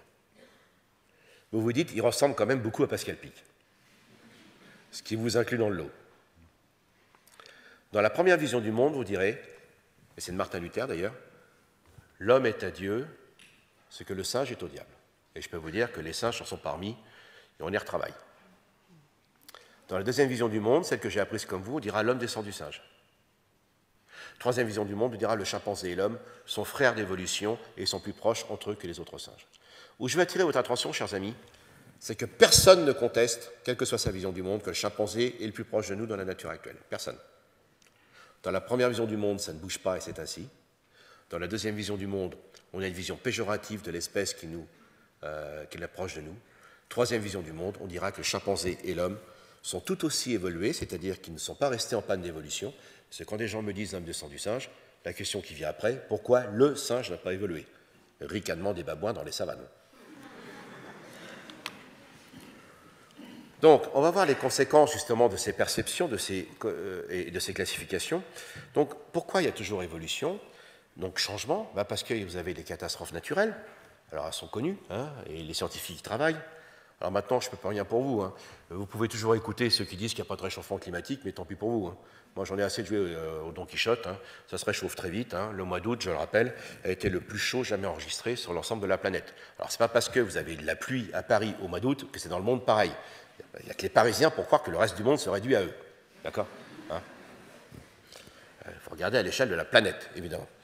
La deuxième raison, c'est ce qu'on appelle la reine rouge. Il faut bien comprendre que les espèces n'évoluent pas seules, et ça, c'est un grand problème, même dans mon domaine de la paléontologie. C'est que les scientifiques sont formés pour étudier telle ou telle lignée, les uns les dinosaures, les singes, les coquillages, tout ce que vous voudrez, ou les insectes, etc. Et puis on a tendance à ne pas regarder ce qui se passe dans les lignées d'à côté. Alors, en fait, on sait aujourd'hui que les espèces n'évoluent pas seules, elles évoluent dans un tissu très complexe de relations avec tous les organismes, des plus infimes aux plus grands, qui les entourent. Et le vrai terme, c'est la coévolution. Nous coévoluons avec, effectivement, l'ensemble des organismes vivants qui nous entourent. Donc, ce sont les communautés écologiques qui évoluent. Alors, la reine rouge, ça vient de Lewis Carroll. On a un petit peu de lettres quand même chez nous. Alice est au pays imaginaire avec la reine de cœur, the White Queen. Et donc, elle court, mais le paysage les suit. Alors, Alice a dit, Majesté, nous n'avançons pas. Ah bon? Et dans votre pays? Eh bien, quand je marche, quand je cours, je me déplace par rapport aux maisons, aux arbres et aux rochers. Ah. Eh bien, ma fille, sachez une chose, dans ce pays, il vous faudra courir le plus vite possible pour rester à votre place. Donc la reine rouge, donc, c'est tous les aspects de sélection différentielle. Ce sont les communautés écologiques qui évoluent. Et aujourd'hui, le troisième facteur de l'évolution, eh bien, c'est l'homme. L'homme est une espèce qui a un pouvoir écologique absolument ahurissant, et on va voir que ça commence dès son apparition, et que l'homme aujourd'hui est le principal facteur des changements sur la planète, et que le troisième facteur aujourd'hui du changement, eh bien, c'est nous. Et le vrai enjeu pour nous demain, même si l'actualité nous rappelle qu'il y a des saloperies du genre Ebola qui, franchement, sont hyper inquiétantes, très clairement, les activités humaines jouent un rôle important, parce que Ebola, c'est une vraie saloperie, on est bien d'accord, mais transporter en avion, et ça, c'est pas Ebola qui a inventé l'avion, vous voyez ce que ça veut dire. D'ailleurs, si vous avez vu le premier film de la nouvelle série de la planète des singes, à la fin de ce film, d'ailleurs, il est excellent ce film, à la fin, vous voyez ce qui risque de nous arriver. Alors, je ne suis pas du genre pessimiste, mais on a intérêt à faire gaffe. Donc, l'homme, aujourd'hui, a un impact considérable sur le réchauffement climatique et la perte des diversités. Comment s'est passée cette évolution et nos impacts, effectivement, sur les écosystèmes? Alors là, évidemment, il fallait lire Darwin. Enfin, ça, il est plus critiqué que lu. Et on sait aujourd'hui que nous appartenons à un groupe qui s'appelle les simiens, c'est-à-dire les singes, pour faire simple. Et ce groupe a toujours eu énormément de succès depuis son apparition, il y a environ 50 millions d'années, pour faire simple. En fait, on s'aperçoit que les autres grands groupes de mammifères ont connu des périodes d'expansion, des périodes de régression, au dépend des autres, etc. Nous, les singes, dès qu'il y a 50 millions d'années, on s'est installés dans les arbres, on a d'abord évacué tout le monde. Où ils sont partis voler de jour, c'est les oiseaux, voler de nuit, c'est les chauves-souris, Ou alors ils sont sortis des arbres, donc les rongeurs. Nous sommes les seigneurs des canopées. Et le problème, ça va être entre nous, les singes, que va s'établir les concurrences. Alors voici, à gauche, un tableau de famille des singes hominoïdes. Alors les hominoïdes, aujourd'hui, c'est l'homme, le chimpanzé, le bonobo, qui est l'autre chimpanzé. Si je dis chimpanzé, je ne dis pas bonobo, tout le monde est frustré, donc le bonobo. Le gorille et l'orang-outan. Aujourd'hui, nous sommes 5 grands singes. Eh bien, le tableau de famille que vous avez à gauche est tout à fait d'ailleurs partiel, mais en attendant, il faut imaginer qu'il y a 20 millions d'années en Afrique, nous sommes il y a 20 millions d'années en Afrique, eh bien, nous dominions dans le monde des forêts avec des espèces de 2 kg à une centaine de kilogrammes, comme le proconsul qui est représenté à droite, et franchement, nous occupons toutes les niches écologiques avec aujourd'hui de répertorier environ une centaine d'espèces fossiles. C'est l'âge d'or en Afrique de notre lignée, qu'on appelle la superfamille des hominoïdes. Ça va tellement bien que l'Afrique s'agite un petit peu, la mer épicontinentale qui recouvre le Proche-Orient et le Moyen-Orient eh bien, se dégage, et à partir de là, des faunes asiatiques viennent en Afrique, et surtout les faunes africaines se répartissent, bien sûr en Afrique, mais également en Eurasie, et c'est vraiment la planète des singes, puisque nous sommes répandus cette fois, nous les hominoïdes. Il n'y a pas d'hommes encore à l'époque, il n'y a pas de chimpanzés, c'est les ancêtres des hommes et des hominoïdes actuels, soyons clairs. Eh bien, nous sommes répandus sur l'Afrique, l'Europe et l'Asie, ce qu'on appelle une radiation adaptative. Et en fait, il va se passer des changements absolument considérables. Il y avait plein de grands singes hominoïdes en Europe. Certains marchaient debout, comme les Euryopithèques et peut-être Pyrrholapithecus, mais en fait, ils vont disparaître brutalement, parce que l'Afrique va encore s'énerver un peu, va basculer cette fois dans le sens des aiguilles d'une montre pour vous, et va fermer le détroit de Gibraltar. Or, la Méditerranée est un bassin déficitaire. Il s'évapore plus d'eau que les fleuves et les rivières n'en apportent. C'est l'Atlantique qui fournit la différence. Le Gibraltar se ferme, la Méditerranée s'est quasiment asséchée il y a 6 millions d'années, avec les conséquences écologiques que vous imaginez. Donc, ça y est, tous les grands singes européens, qui étaient très diversifiés, et certains marchaient debout, pas comme nous bien sûr, disparaissent. En Asie, il va se passer autre chose. En Asie, c'est la lignée dont il ne reste aujourd'hui que les orang-outans de Sumatra et de Bornéo. Et là, par contre, vont vers 3 millions d'années s'installer les changements climatiques liés aux glaciations. Et à partir de là, les forêts vont jouer une partie d'accordéon. Quand il fait chaud, les forêts s'étendent, ça on aime bien. Et quand il fait froid, ça se rétrécit, ça on aime moins bien. Et total, vont en profiter l'autre groupe des singes concurrents qui est en pleine expansion aujourd'hui, qui s'appelle les cercopithécoïdes, c'est-à-dire les singes avec une queue, et qu'on appelle aujourd'hui les babouins, les macaques, les entelles, les colobes, les rhinocéphales. Vous en avez une centaine que vous connaissez d'ailleurs pas très bien. Derrière cela, ce sont les... Oui, parce qu'on n'en parle pas souvent des pauvres.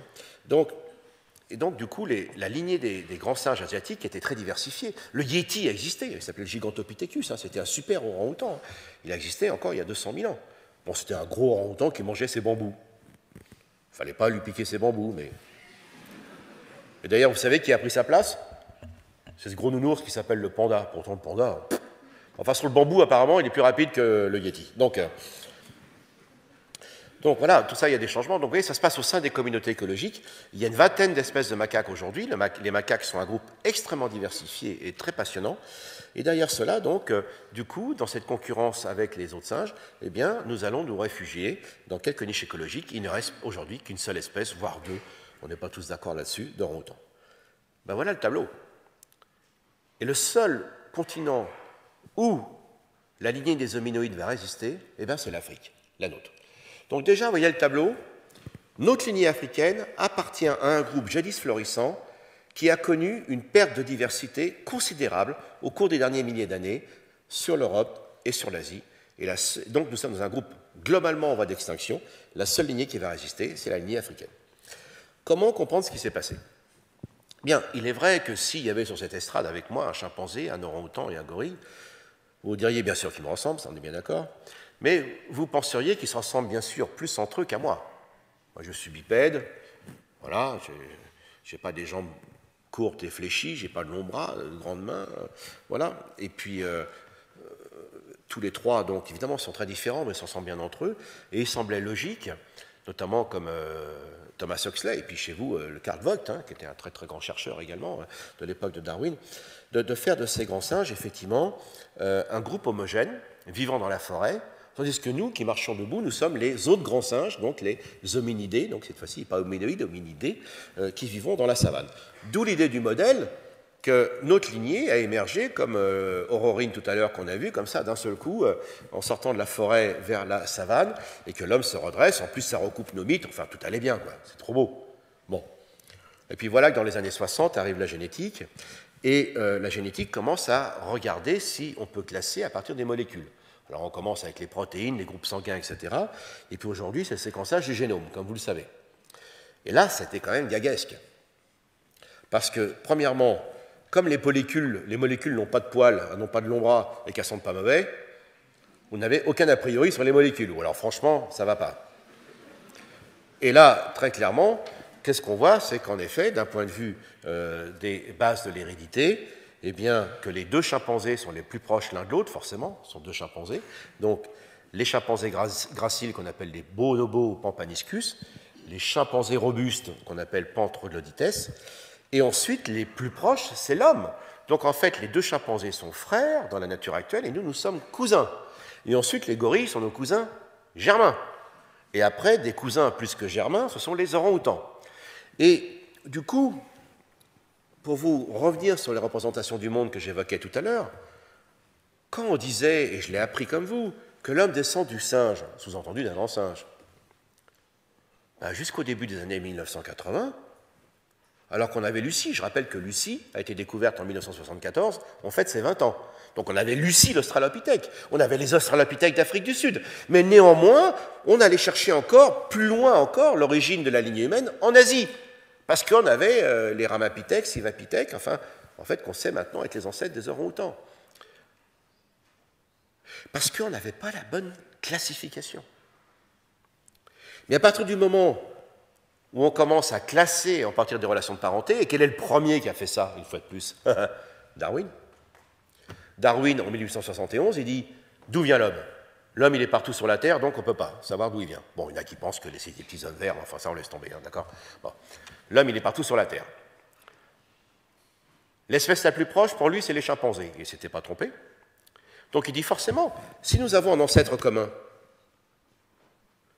nos lignées sont issues de populations ancestrales communes qui se sont séparées, ce qu'on appelle la vicariance.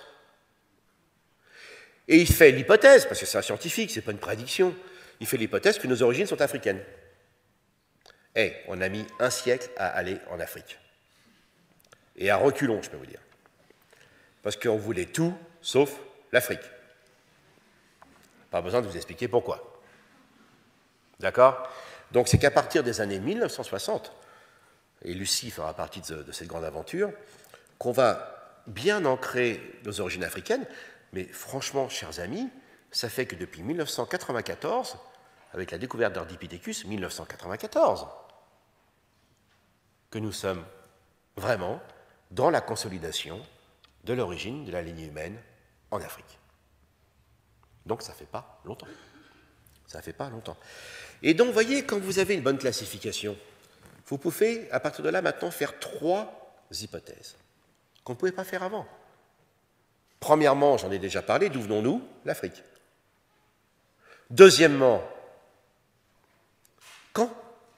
Et grâce à nos amis généticiens, qui peuvent reconstituer le taux de mutation de certains systèmes génétiques, notamment de l'ADN mitochondrial, ils nous disent que ça se passe vers 5, 6, 7 millions d'années. Et troisièmement, les géologues nous disent que les vallées du Rift se déforment à cette époque-là. Et le premier qui propose d'ailleurs la seule théorie cohérente, après Darwin d'ailleurs, scientifique, testable et basée sur toutes les données disponibles des origines de la lignée humaine, c'est Yves Coppens en 1981, ça s'appelle l'Isaac Story. Puisqu'à cette époque, tous les plus anciens fossiles connus étaient à l'est des vallées du Rift. Parmi les milliers de fossiles de vertébrés, aucun fossile de grand singe. Tous les grands singes actuels sont répartis de l'autre côté des vallées du Rift, donc à l'ouest, sauf ceux de Tanzanie, mais on ne va pas chicaner. La génétique nous dit que ça se passe vers 6 millions d'années, et les géologues nous disent que les vallées du Rift se séparent se déforment vers 6-7 millions d'années. Eh bien, on appelle ça en science, chers amis, la consilience. C'est-à-dire quand différentes disciplines indépendantes convergent sur le même modèle. Or, les théories de l'évolution, et celui qui aura mieux vu cela, est une théorie qui évidemment fonctionne sur l'expérimentation, sur l'observation, la physiologie, la géologie, mais un des caractères importants, c'est la consilience, et celui qui le verra très bien, c'est Jean-Paul II, justement, comme on verra tout à l'heure. Donc ça veut dire quoi? Ça veut dire que quand vous avez différentes disciplines qui convergent indépendamment, c'est que vous êtes sur un modèle qu'on peut appeler universel. Ce n'est pas une loi, une fois de plus, mais il y a une certaine forme d'universalité. Enfin, le terme est un peu gonflé, je pousse un petit peu trop l'avantage là. Ben à partir de là, vous avez un modèle testable. Et quelle est la troisième chose qu'on peut vérifier? Mais à quoi ressemblait notre ancêtre commun? Alors, si vous avez compris ce que veut dire une relation de parenté, vous le savez bien sûr, si on a un sœur et une frère, moi j'ai une sœur, voilà. Bon, c'est la personne qui me ressemble le plus au monde.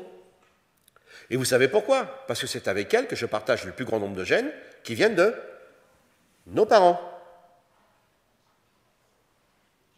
Et bien donc, à partir de là, c'est une tautologie. Si les chimpanzés sont nos frères, ou nos cousins, comme on voudra, c'est parce qu'on a plus le grand nombre de caractères communs. Et donc, si on a le plus grand nombre de caractères communs, on peut reconstituer, effectivement, un morphotype ancestral, c'est-à-dire un portrait robot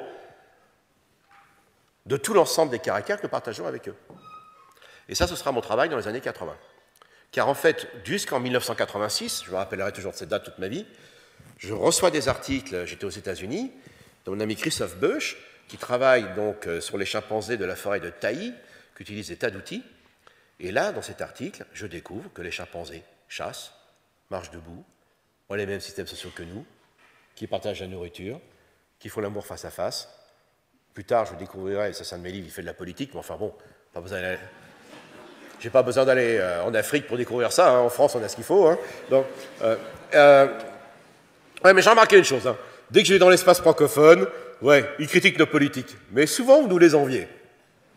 Ils sont brillants, ils sont nuls, mais ils sont brillants. Bon. Non, ils ne sont pas nuls. C'est un métier très difficile, je ne pourrais pas être à leur place. Mais en attendant, très clairement dans cette affaire, du coup, j'ai commencé à regarder comment ça se passe. Et vous pouvez, si ça vous intéresse, regarder mes livres. Depuis 20 ans, je dis non, ce n'est pas vrai. L'homme ne s'est pas redressé dans la savane. En fait, la lignée des grands singes européens, je vous l'ai dit, pas les asiatiques, la lignée des chimpanzés également, qu'on va voir là rapidement. Donc voilà ce qu'on découvre ici, donc les fossiles autour du dernier ancêtre commun. Ils sont bien africains. Vous avez Aurorine qui a été trouvé en l'an 2000. Là, vous avez Toumaï qui a été trouvé, enfin annoncé en 2002. Alors lui, il est à 2500 km du mauvais côté de l'East Side Story. Mais néanmoins, ça confirme nos origines africaines. Donc aujourd'hui, on est en train d'inverser le schéma. Et puis voilà le troisième candidat qu'on n'attendait pas, qui est Ardipithecus, qui vient d'Éthiopie. On le connaît depuis 1994. On a des squelettes plus complets depuis peu de temps. Et Ardipithecus, c'est intéressant, parce qu'il avait des aptitudes à la bipédie, mais surtout son crâne évoque les chimpanzés. Donc en fait, on s'aperçoit que ce n'est pas la bipédie, mais que les bipédies, les aptitudes à marcher debout, étaient diversifiées et existaient depuis très longtemps dans la famille des hominoïdes. Pas toutes, pas chez les Asiatiques, mais en tout cas chez les Européens et les Africains.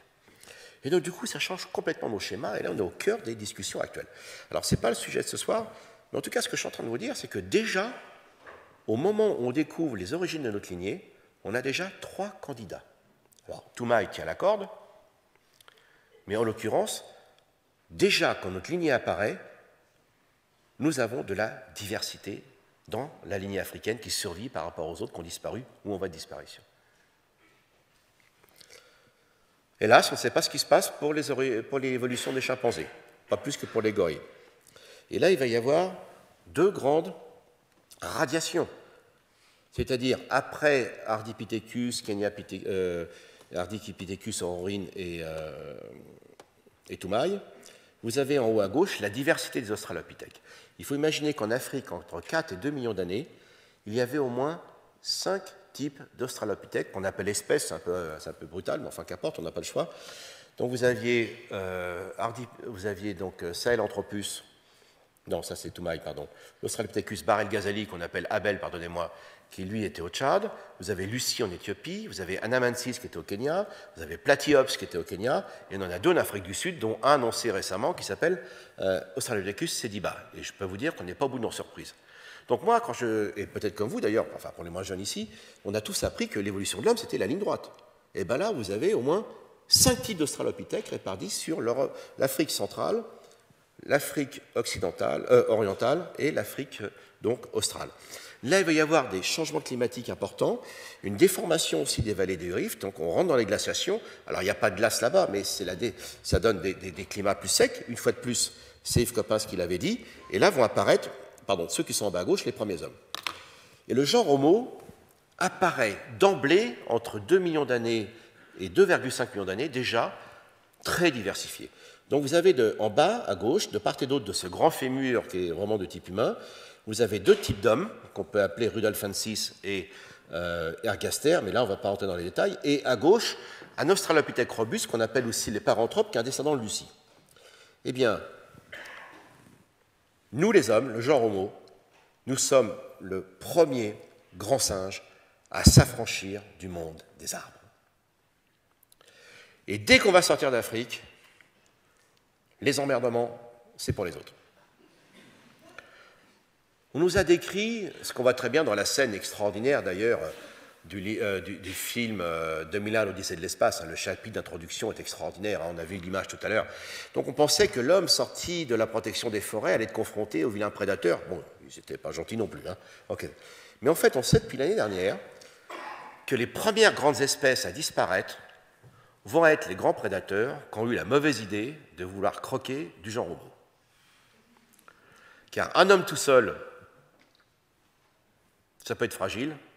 2 hommes ensemble, ou femmes, les embêtements, c'est pour les autres.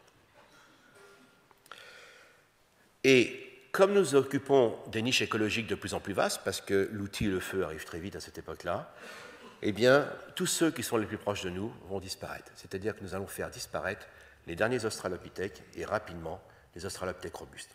Donc, dès cette époque-là, ça va aller très vite, puisque voilà la diversité avec des outils. Donc, et ce qui est important, c'est un travail que je n'ai pas encore publié, c'est qu'on s'aperçoit que là, il y a une mécanique nouvelle qui se met en place. Je vous ai parlé tout à l'heure de la coévolution avec les espèces qui nous entourent, des plus infimes aux plus grandes, donc au sein des communautés écologiques. Mais là va se mettre en place une deuxième coévolution, c'est-à-dire celle qui, en fait, entraîne des facteurs de sélection consécutifs à nos choix culturels et à nos choix alimentaires. L'invention du feu et la cuisson, ce n'est pas la viande le plus important. Un carpaccio, ça se digère bien. Par contre, une patate crue, ce n'est pas gagné. Et donc, comme les australopithèques étaient très doués pour aller chercher les parties souterraines des plantes, les rhizomes, les bulbes, etc., eh bien, effectivement, le grand avantage de la cuisson, c'est de rendre beaucoup plus digestes les nourritures végétales. Et à partir de là, comme notre cerveau est un organe hyper gourmand en énergie, je vous rappelle que le cerveau, c'est 20% de notre métabolisme quotidien. Ce soir, vous allez monter à 25%.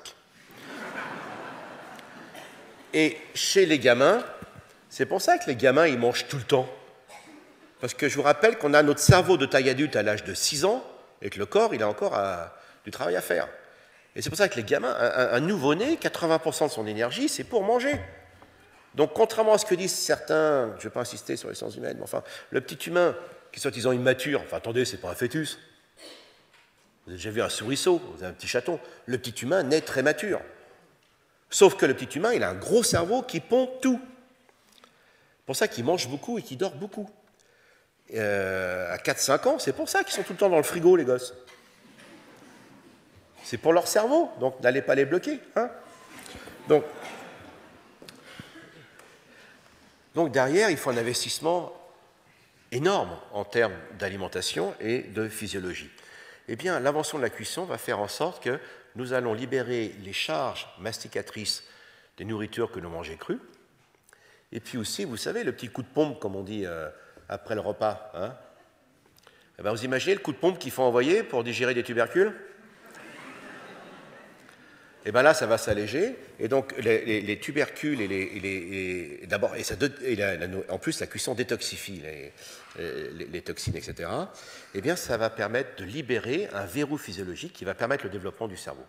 Alors, je ne dis pas que le genre Homo a eu un cerveau plus gros parce qu'ils se sont mis la tête dans la marmite. Hein. Ce n'est pas la dilatation. Hein.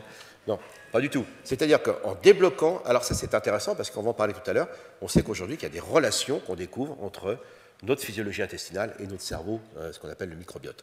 Donc en attendant, ce débrouillage se met là, et donc effectivement on voit que les choix culturels, alimentaires, techniques ont une influence là-dessus, et comme la viande est la seule nourriture qu'on trouve sur toutes les latitudes en toutes saisons, et bien à partir de là, vous comprenez pourquoi les singes ne sont jamais en dehors du monde des forêts, parce que les singes dépendent toute l'année des forêts pour se nourrir, des nourritures végétales.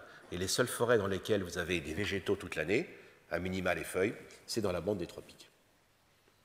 Et à partir de là, l'homme est à peine sorti de la lisière des forêts, qui va causer des ennuis aux australopithèques, qui va expliquer au gros matou qu'il ne faut pas trop le chercher, et que par ailleurs, il va tout de suite se déployer donc, en Afrique et bien sûr le reste de l'Eurasie.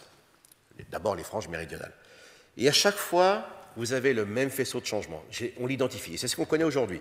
Changement dans la communication, là c'est le langage. Croyance du monde. Le biface qui est là, mesdames et messieurs, c'est un concept. Conduire un biface, c'est un concept cognitif. La manière dont on parle, c'est la manière dont on fait les chaînes opératoires pour faire ces outils. Ça, on le sait maintenant. Vous avez des cerveaux de plus en plus développés, des modes de locomotion redoutables. La bipédie, notre bipédie est extraordinaire. L'homme, avec le cheval, est le seul animal capable de courir un marathon. Les hommes chassent à court. Alors moi, je ne cours pas un marathon, mais je monte sur le cheval. Vous avez de nouvelles techniques, de nouvelles matières, de nouvelles énergies, des nouvelles gouvernances sociales, peut-être division des tâches accentuée entre les hommes et les femmes, qu'importe, on va vite. Mais tout ça, quand tout ça se met en place, vous avez un changement rapide. Le deuxième, alors l'homme va être tout de suite une bête de course extraordinaire, donc il va s'étendre hors d'Afrique. Voilà ici les plus anciens témoignages que l'on a hors d'Afrique à Ménissi en Géorgie, qui datent de 2 millions d'années, ça on sait maintenant depuis une bonne vingtaine d'années, et dès qu'on est en Géorgie, vous allez d'un côté c'est l'Europe, de l'autre côté c'est l'Asie. Donc ça va très vite. Et voici le schéma sur lequel on travaille actuellement, qui est le plus simple, parce que je peux vous dire que ça va être beaucoup plus compliqué. Donc vous voyez le truc là? Non. Hop, vous voyez le point? Donc on sort d'Afrique, d'accord? On élimine les plus proches de nous. Pas volontairement, mais en tout cas, on ne leur a pas laissé le choix. Une branche, aïe. Ça, c'est mes gros doigts d'australopithèque. Voilà. Hop, on y va, excusez-moi. Une branche va aller sur l'Asie, qu'on appelle les Homo erectus, et vers 800 000 ans, un petit groupe, certainement poussé par des éruptions volcaniques, va traverser vers l'île de Komodo, et ces Homo erectus vont s'installer sur l'île de Flores, maintenant c'est sur d'autres îles, hein, et ça s'appellera les hommes de Flores, qu'on appelle les Homo floresensis, et qui vont devenir tout petits. Alors ça, c'est une règle générale qu'on connaît dans l'évolution. Quand des grosses bêtes arrivent sur une île, elles deviennent naines, donc il y aura des éléphants, des stégonones avec eux, et les petites bêtes deviennent grosses. Ce qu'on appelle le nanisme insulaire pour les grosses bêtes, et le gigantisme insulaire pour les petites bêtes. Il y avait des cerfs nains au Japon, il y avait les derniers mammouths nains étaient sur des îles. À Chypre, il y avait des hippopotames nains. En Corse, il y a des cerfs nains. Et même l'empereur était plus petit. Vous voyez, donc... Sur l'Afrique, l'Europe et l'Asie. Pardon? J'ai presque fini, oui. Ouais, d'accord, termine. Sur l'Europe et l'Asie, nous avons donc un tronc commun. Au nord de la Méditerranée, ce sera les hommes de Néandertal, qui étaient depuis la France, l'Espagne, jusqu'en Sibérie, on le sait maintenant depuis l'année dernière. Au sud, c'est nous, les Homo sapiens. Et entre les deux, donc, on va se rencontrer au Proche-Orient. Donc c'est pour ça qu'on a un peu d'ADN de Néandertal. Hein. Tous les noms africains dans cette salle ont 2 à 4% d'ADN de Néandertal. Il y en a un peu plus qu'on va vers l'Est. Pourquoi les Africains n'ont pas d'ADN de Néandertal? Parce que Néandertal n'est jamais allé en Afrique. Et puis, on sait que maintenant, il y a une autre branche qui s'est isolée. Alors, est-ce que c'est en Asie centrale ou en Europe? On ne sait pas trop. Les données sont contradictoires en ce moment. Qu'on appelle les hommes et les femmes de Denisova, une branche qui se sépare vers 1 million d'années. Et on sait que toutes les populations orientales actuellement d'Homo sapiens, de notre espèce, ont de l'ADN de Denisova. Donc, ça a bougé. Ça a bougé, ça s'est mélangé. On s'est aimé et on s'est aussi tapé dessus. Et d'ailleurs, on pense que les caractères... On sait que Néandertal, maintenant, parce qu'on a l'ADN nucléaire, était blond, enfin, en tout cas, peau claire, cheveux blonds ou roux. Et je vois beaucoup de Néandertaliennes là. Hein.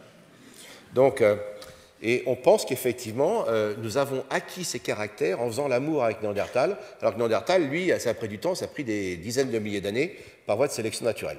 Donc, comme disait Darwin, d'ailleurs, très élégamment, peut-être que la sélection sexuelle a beaucoup plus œuvré dans le genre humain que la sélection naturelle. C'est quand même très beau. Donc, ben, il n'avait pas tort. Donc, où je veux en venir? Mesdames et messieurs, il y a 40 000 ans, donc hier, il y avait au moins 4 espèces d'hommes sur cette terre. 4 espèces d'hommes en Afrique, au Proche-Orient, en Europe, en Asie et sur l'île de Flores. Et ça, moi j'ai eu la chance de travailler avec Bernard van der Merch, qui a été le premier homme à mettre ça en évidence dans les années 80, quand il avait démontré qu'au Proche-Orient, on avait Néandertal et Cro-Magnon, c'est-à-dire vous et moi, Homo sapiens, qui étaient côte à côte avec les mêmes faciès culturels. Et je peux vous dire qu'au départ, ça n'a pas été évident de dire qu'il y avait une deuxième espèce d'homme quand Thérèse est mort et qui était intelligente. Et c'est pour ça qu'on a fait de Néandertal une sous-espèce, Homo sapiens neanderthalensis. Maintenant, on sait que c'est une autre espèce à part entière qui, en Thérèse est mort, les plus anciennes traces de vestiges de soins autour des morts, c'est Atapuerca en Espagne il y a 400 000 ans. Donc, ce qui fait notre humanité n'est pas que le propre de notre espèce, c'était partagé avec les autres espèces. Donc il faut que nous imaginions, que nous pensions qu'il y a existé une seule humanité peuplée de différentes espèces biologiques et dans une pensée tout à fait lévi-straussienne, tout aussi humaine, intelligente que nous, avec des divergences par rapport à ça. Donc vous voyez, ça oblige à re-questionner les fondements de notre humanisme. Alors, il y a 32 000 ans, vous avez la grotte Chevet, vous avez Néandertal et Cro-Magnon, et on a dit effectivement, ah ouais, on avait des armes plus puissantes, des techniques plus élaborées, etc.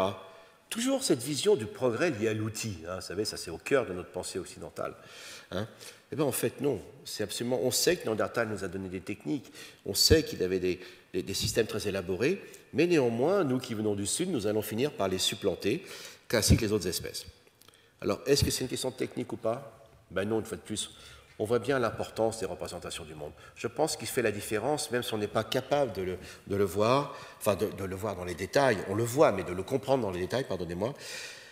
En fait, je pense que ce qui a fait la différence pour nous, c'est certainement nos systèmes de croyances, nos organisations sociales, nos manières en fait de nous organiser face à la connaissance du monde et dans le rapport aux autres. Donc on a quand même cohabité 10 000 ans avec eux. Et là, c'est la deuxième grande période de changement dans l'histoire de l'humanité. Évidemment, nous avons une explosion symbolique qui est exprimée par les arts. Alors, Néandertal le faisait, mais là, c'est vraiment quelque chose qui explose. De nouvelles croyances, des cerveaux de plus en plus connectés. Nous naviguons, songez, chers amis, que nous partons d'Afrique, nous, les Homo sapiens, vers 90 000 ans. Vous lirez que c'était 50 000 ans, hein, notamment chez mes collègues de Genève, mais depuis, on sait que c'est plus ancien. Donc, tout le monde a rabaissé cela. Mais en tout cas, imaginez que nous sommes en Australie et peut-être en Amérique du Sud avant d'être en Europe. Pourtant, c'est le chemin le plus court. Mais pourquoi nous avons du mal à nous installer en Europe? Parce qu'il y a Néandertal, évidemment.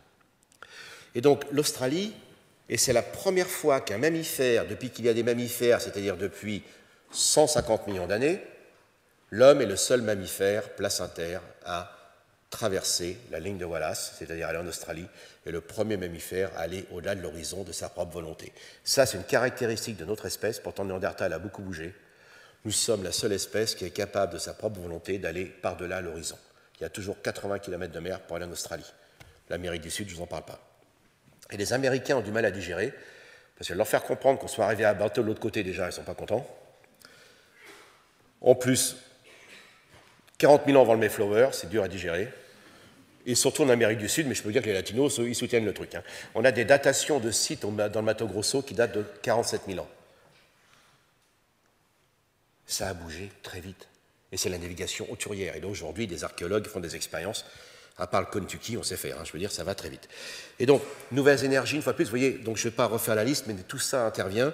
Il y avait une vraie civilisation, d'ailleurs, d'avant les villes. Hein, pour les historiens, il n'y a pas de civilisation sans les villes, hein, et ben, c'est faux. Il y a 30 000 ans, vous aviez des objets, des valeurs, des connaissances, des représentations, des arts, etc., qui circulaient depuis, en fait, Biarritz jusque par-delà le lac l'Oural et jusqu'au lac Baïkal. Donc il y avait une civilisation. Hein. Alors ça, on la connaît parce qu'on a les vestiges, mais ce n'était pas aussi ailleurs. Donc voilà. Et dans cette affaire-là, chers amis, c'est la 6e extinction. Nous éliminons les autres espèces humaines, Ce n'est pas une volonté de génocide, mais le fait est là, nous éliminons. Mais nous arrivons en Australie, nous éliminons les macrophones de marsupiaux. Nous arrivons dans les Amériques, nous éliminons les grands mammifères. Et le meilleur film documentaire là-dessus, c'est L'âge de glace numéro 1. Non, c'est vrai. Non, le film est excellent. Hein. Et puis on voit l'homme en filet. Non, c'est excellent, c'est vraiment ces faunes-là. Hein. Et le premier qui s'était posé la question, d'ailleurs, dans les années 1830, c'était Darwin. Quand il découvre ces immenses paresseux fossiles, etc., Darwin est le premier en 1830 à se dire « mais est-ce que l'homme n'est pas responsable de cela ?» Darwin est le premier à prendre conscience de l'impact de l'homme sur les biodiversités. Et ça n'avait jamais été vu. Enfin, en tout cas, il fallait le lire, mais personne ne l'avait lu comme cela. Donc ça, c'est important de le rappeler. Et d'ailleurs, cette élimination des macrophones a tellement été brutale qu'une étude récente semble indiquer que ça fait l'objet, en termes de conséquences, d'un petit refroidissement climatique, parce que ces grosses bêtes, ça pète et surtout ça rote. Donc ce sont des gaz à effet de serre, et leur disparition brutale, semble-t-il, se mesure dans les carottes de glace aujourd'hui qu'étudient les paléontologues. Donc voilà cette expansion extrêmement rapide du genre Homo, et c'est jamais arrivé dans l'histoire de la lignée humaine, jamais dans l'histoire de la lignée des grands singes, et même dans l'histoire de la vie. Une autre évolution va arriver avec le néolithique, avec les inventions des agricultures, et pareil, le même faisceau de changement dans tous les domaines, donc là je vais être très bref.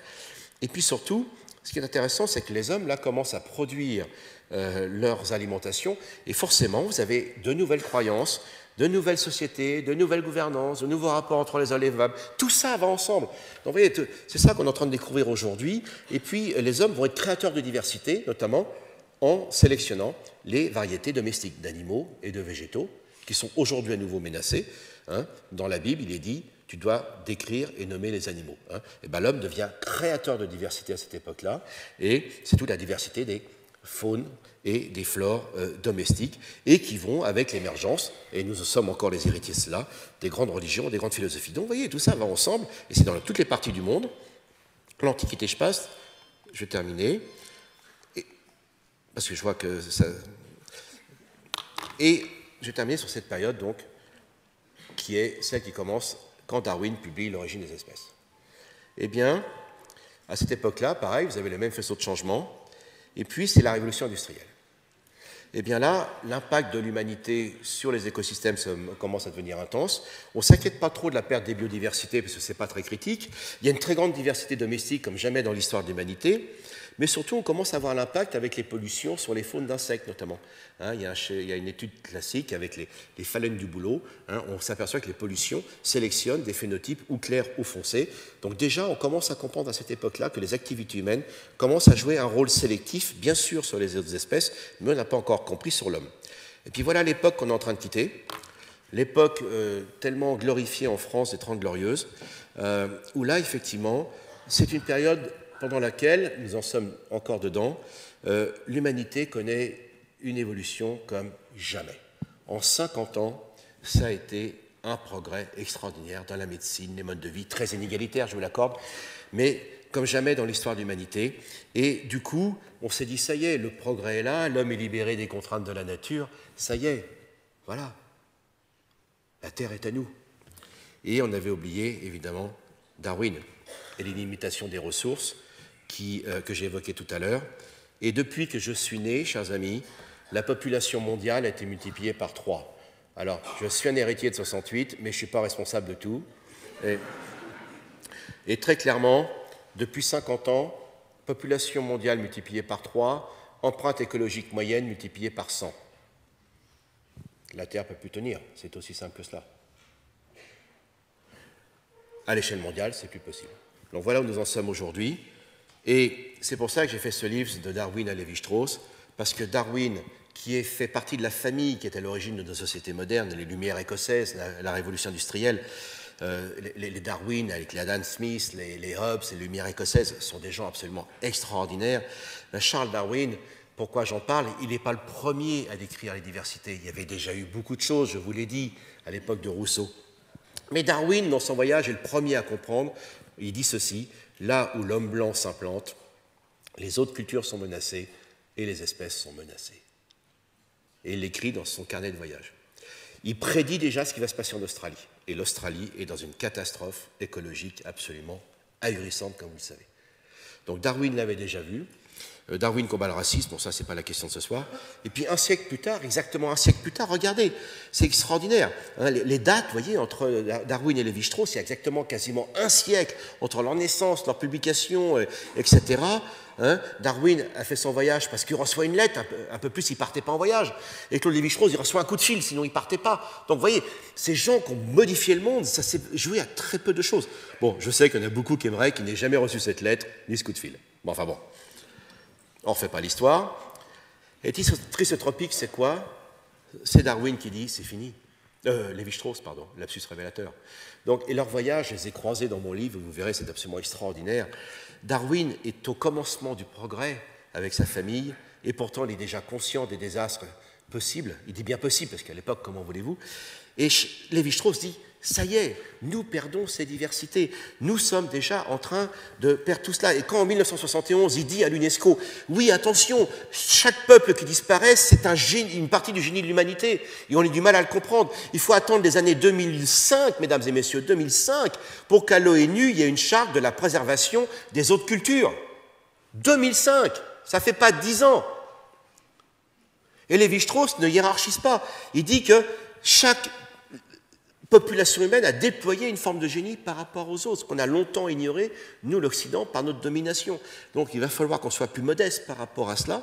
Et donc, très clairement, vous voyez, cette prise de conscience était quand même extrêmement récente.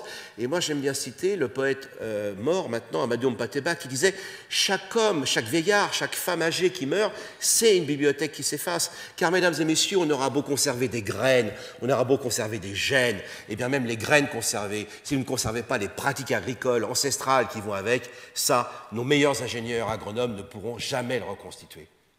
Car une espèce disparaît, ce n'est pas une espèce qui disparaît, c'est aussi des représentations du monde, des peuples qui vivent avec, comme pour nous. Cette prise de conscience est extrêmement récente. Et voilà le bilan, bien sûr, d'une manière cynique et darwiniste, que Darwin n'était pas comme ça, bien sûr.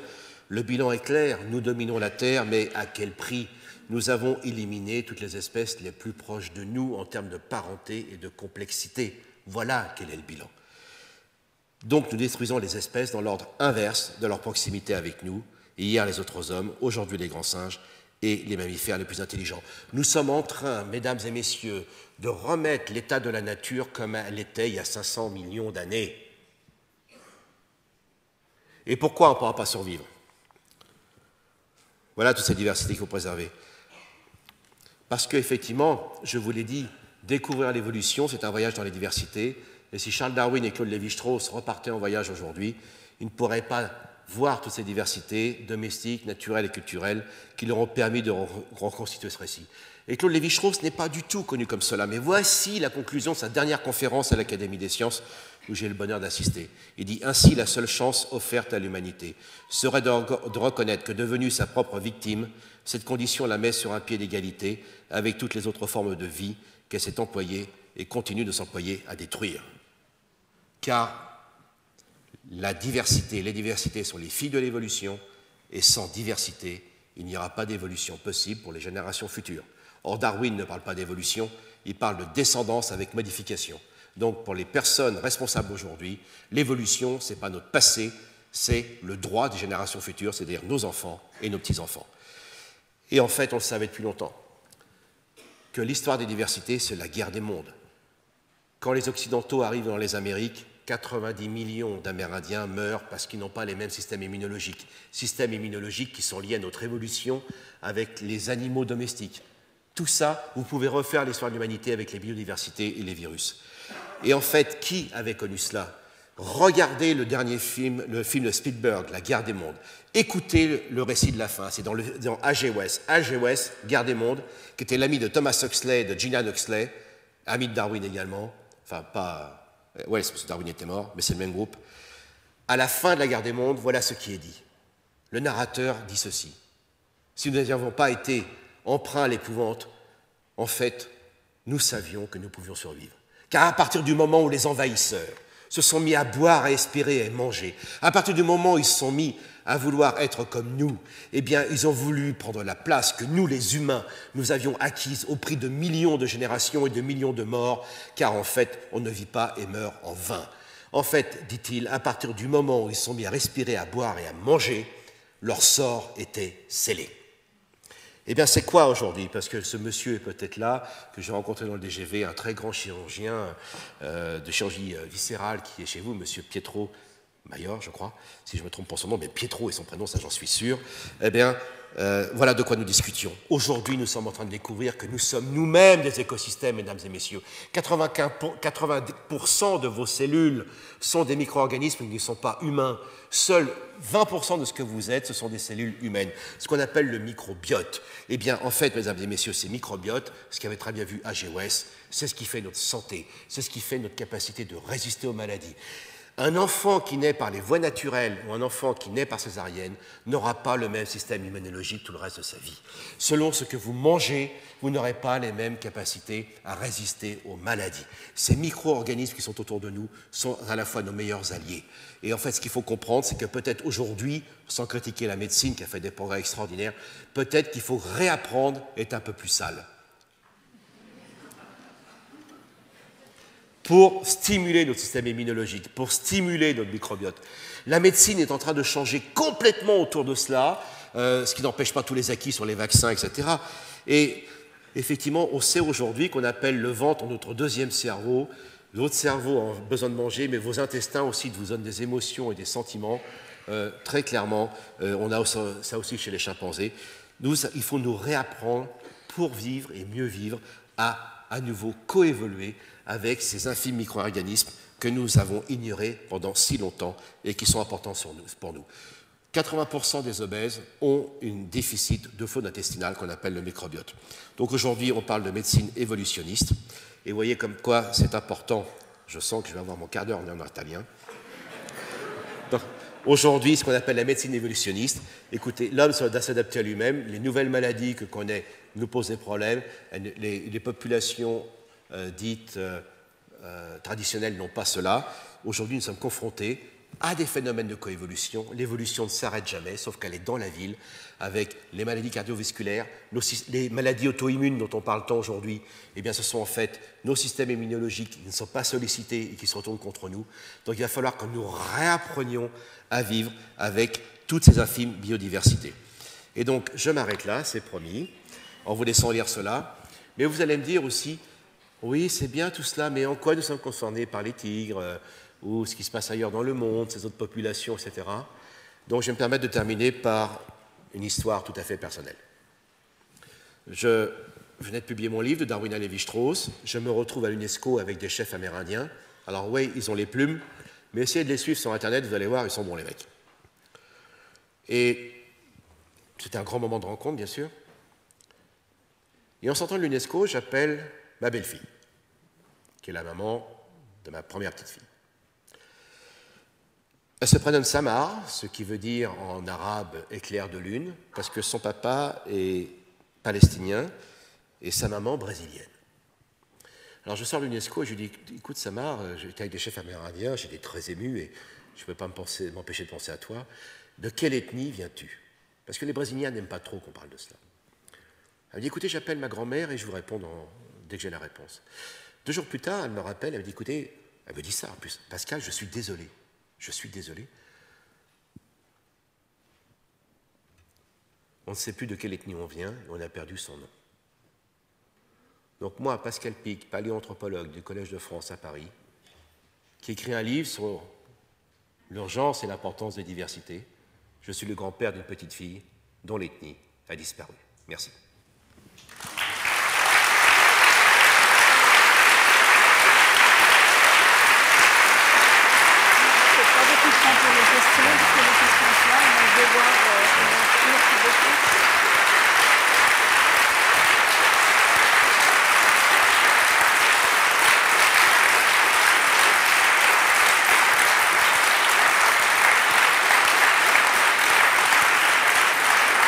Merci.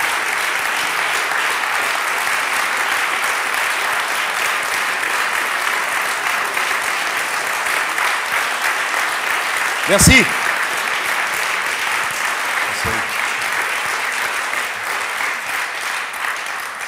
Merci beaucoup Pascal Pic. Vous voyez jusqu'où nous mène la mandibule. On vous aurait écouté encore pendant... Ça permet de parler.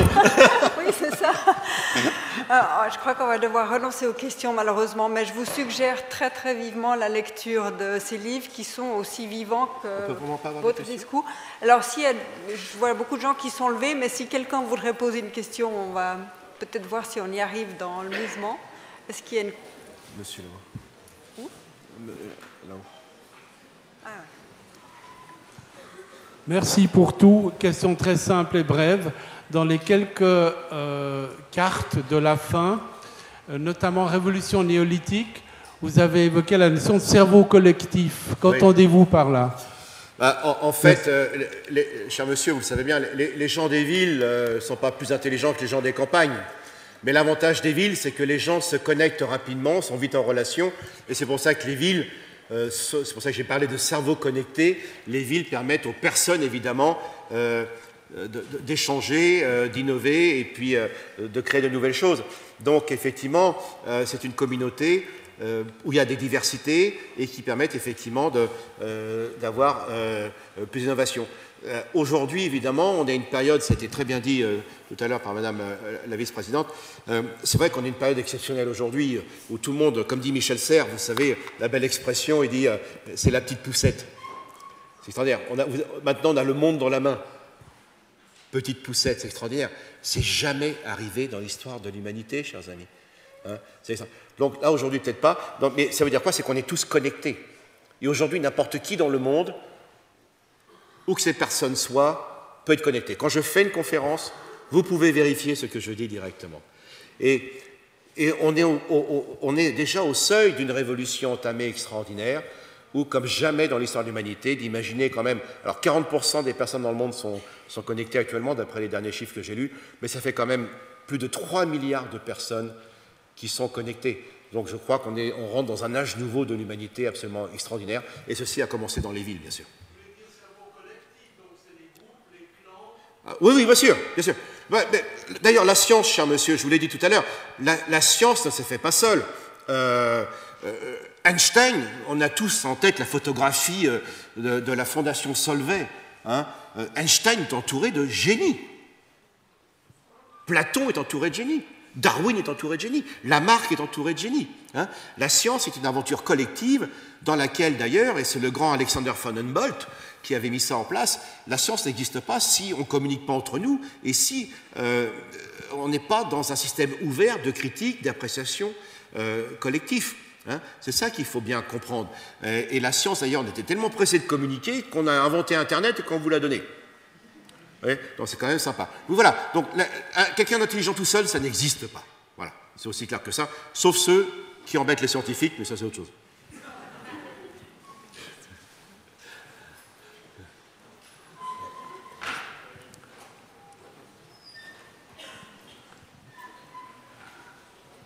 Merci. Eh bien, au sujet de ceux qui embêtent les scientifiques, après cet extraordinaire panorama que vous avez brossé de l'évolution, comment peut-on comprendre et que faut-il comprendre du succès, semble-t-il, sans limite quasi dans certains pays, du créationnisme en ce moment? Alors ça a été un sacré choc. C'est un sacré choc quand, dans les années 1980, ont ressurgi les mouvements créationnistes qui viennent des États-Unis, il faut être très clair. Hein. Tout ça, j'explique dans mon livre Lucie et l'obscurantisme.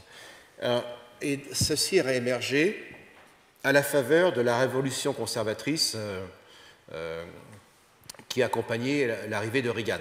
Et à ce moment-là, effectivement, le Parti républicain va commencer à chercher des soutiens du côté de sa frange la plus à droite, comme un certain parti politique chez nous en ce moment. Vous voyez ce que je veux dire. Bon, alors, et là, effectivement, personne s'y attendait. Et en définitive, on a tous été très naïfs. L'histoire, je vais très vite, hein, a commencé en 1925. Et là, moi, j'ai appris une chose. Le retour du mouvement créationniste n'est pas lié au départ à quelque chose de complètement obscurantiste. Mettez-vous dans la peau d'un Américain au début du XXe siècle.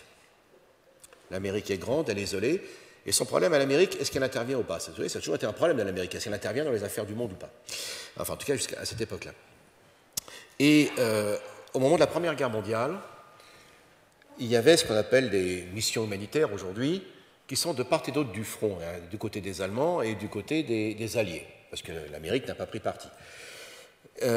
Et là, il y a un gars qui est quand même troublé parce que les officiers prussiens disent « Mais c'est pas possible cette boucherie », il leur dit. Et les Prussiens lui disent « Mais attendez, c'est la loi de Darwin, c'est la loi de la nature, c'est la loi du plus fort ». Donc il est choqué, il revient, il écrit un témoignage. Et un monsieur qui sera d'ailleurs 2 fois candidat à la présidence des États-Unis, son nom m'échappe à l'instant, s'offusque qui dit « Mais non, il faut que ça s'arrête, quoi.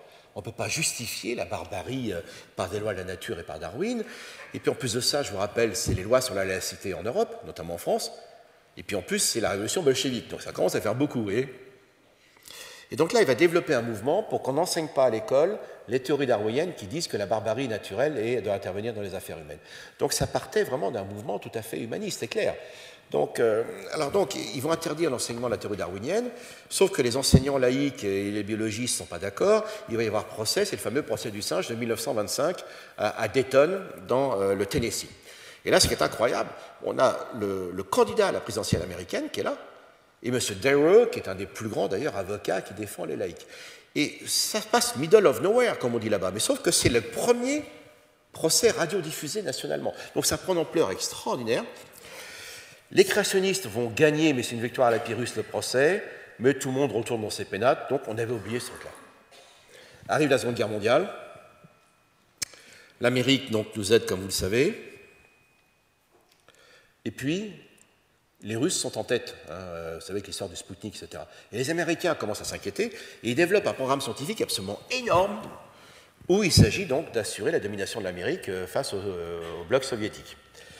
Et ça tombe bien, les théories de l'évolution sont en plein essor. Ça s'appelle la théorie synthétique. Donc du coup, voilà, on a oublié cette affaire. Et quand arrivent les années 80, eh bien, quand Reagan arrive, d'un seul coup, on s'aperçoit que tous les groupes créationnistes, c'est-à-dire, vous savez qu'aux États-Unis, c'est les créationnismes, parce qu'il y a plein de diversité de chapelles incroyables. Personne ne s'y reconnaît là-dedans. Hein. Le créationnisme, dans sa diversité aux États-Unis, c'est comme l'extrême gauche en France. Hein. Personne ne piche. Il y a des fractions, c'est pas trop, c'est à peu près pareil, quoi. Donc, en termes de phylogénie, j'entends. Hein. Donc, et donc, du coup, ils étaient financés pendant 50 ans, créé leurs instituts, ils étaient organisés, ils avaient créé leur manuel scolaire, et comme là-bas, les parents d'élèves se font élire pour les programmes des écoles, contrairement à la France, donc c'est là, évidemment, c'est là que le jacobisme nous aide, bah, très clairement, ils ont pris le pouvoir tout de suite. Et c'est comme ça qu'ont commencé toutes ces querelles. Alors, l'explication que je propose, alors là, c'est pas parole de vérité, hein, mais je pense qu'effectivement, ce retour des créationnismes, je pense que c'est une crainte de cette modernité qui nous bouscule à toute vitesse. L'Amérique n'a plus la certitude de dominer le monde, et donc à partir de là, si vous voulez, il y a une tentation de revenir vers des valeurs fondamentales, de se refermer au reste du monde. Et c'est vraiment ça qui s'est passé. Mais derrière, attention, il y a des purs créationnistes qui, évidemment, pensent comme ça, c'est leur foi, et moi je le respecte. Hein. Moi, ça ne m'ennuie pas du tout que quelqu'un pense que le monde a été créé en 6 jours, il y a 6000 ans, hein, et qu'ils ne viennent pas en science. Hein. OK ? Donc, ça s'appelle, c'est la laïcité. Et derrière cela, ce qui est intéressant, c'est que en effet, il y a eu ces retours donc de part de gens qui étaient inquiets, mais derrière, il y a eu un vrai mouvement théocratique hein, qui voulait installer la théocratie et qui voulait s'opposer donc à l'enseignement des théories de l'évolution, à toute forme de matérialisme. Et pour vous dire que comme c'était grave et que le piège qui nous était tendu, alors ça c'est très important ce que je veux dire, le piège qui était tendu, c'était d'opposer la religion à la philosophie et à la science. Si vous tombez dans ce piège, vous êtes foutu. Car, dans le deuxième procès du singe de 1982, il y aura qui parmi les plaignants? Les associations laïques, et je veux dire qu'aux États-Unis, être laïque, c'est pas être athée. Vous voyez? Il y a deux choses qu'il ne faut pas dire en Amérique, hein, je suis communiste et athée. Vous êtes mal, là. Mais il y a des athées quand même. Donc, je disais quoi? Oui, parmi les plaignants, il y avait bien sûr les associations laïques, les associations d'enseignants, bien sûr, mais aussi les représentants des grandes religions. C'est-à-dire qu'effectivement, et ce qu'a très bien vu la Cour suprême américaine, c'est que les volontés des créationnistes, c'était évidemment d'installer leur seule vision de la religion. Donc, c'est-à-dire, ils étaient contre l'islam, contre les catholiques et contre les obédiences plus ouvertes, évidemment, qui sont majoritaires, heureusement, du protestantisme. Donc, vous voyez, donc l'enjeu, c'était sur la laïcité. Alors, pourquoi Darwin? Parce que vous dites aux gens, l'homme descend du singe. Alors, après ce que j'ai dit ce soir, vous pouvez faire un test. Hein, vous allez dans la rue, les jeunes hommes d'un côté, les jeunes femmes de l'autre, vous dites, tiens, il y a une belle fille, oh, tu sais, t'es belle comme un singe. C'est mal barré, hein, d'accord? Hein? Donc c'est pas notre truc. Hein. Et donc, alors après, ce qui s'est passé, c'est qu'ils ont fait un prosélytisme hallucinant, puisque les islamistes, qui n'avaient déjà pas besoin de ça, ils ont été nourris au créationnisme, parce que le créationnisme, c'est très ancré hein, dans ces mouvances américaines. L'islam n'est pas créationniste. Hein. Les catholiques, plus ou moins, mais ça, c'est un peu ambigu. Hein. Donc, vous voyez, c'est un vrai cancer, hein, c'est une vraie pollution, et ils ont été embêtés tout le monde. Donc, ils ont été pollués l'islam, ils ont été pollués les orthodoxes aussi, parce que c'est un vrai militantisme.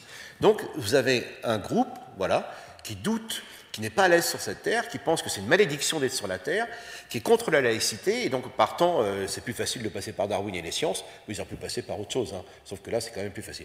Donc, voilà, et comment expliquer ça? Je pense que c'est un monde aujourd'hui qui doute. Mais ce n'était pas le cas dans les années d'après-guerre, avec le plan Marshall, tout le monde croyait que ça allait bien, etc.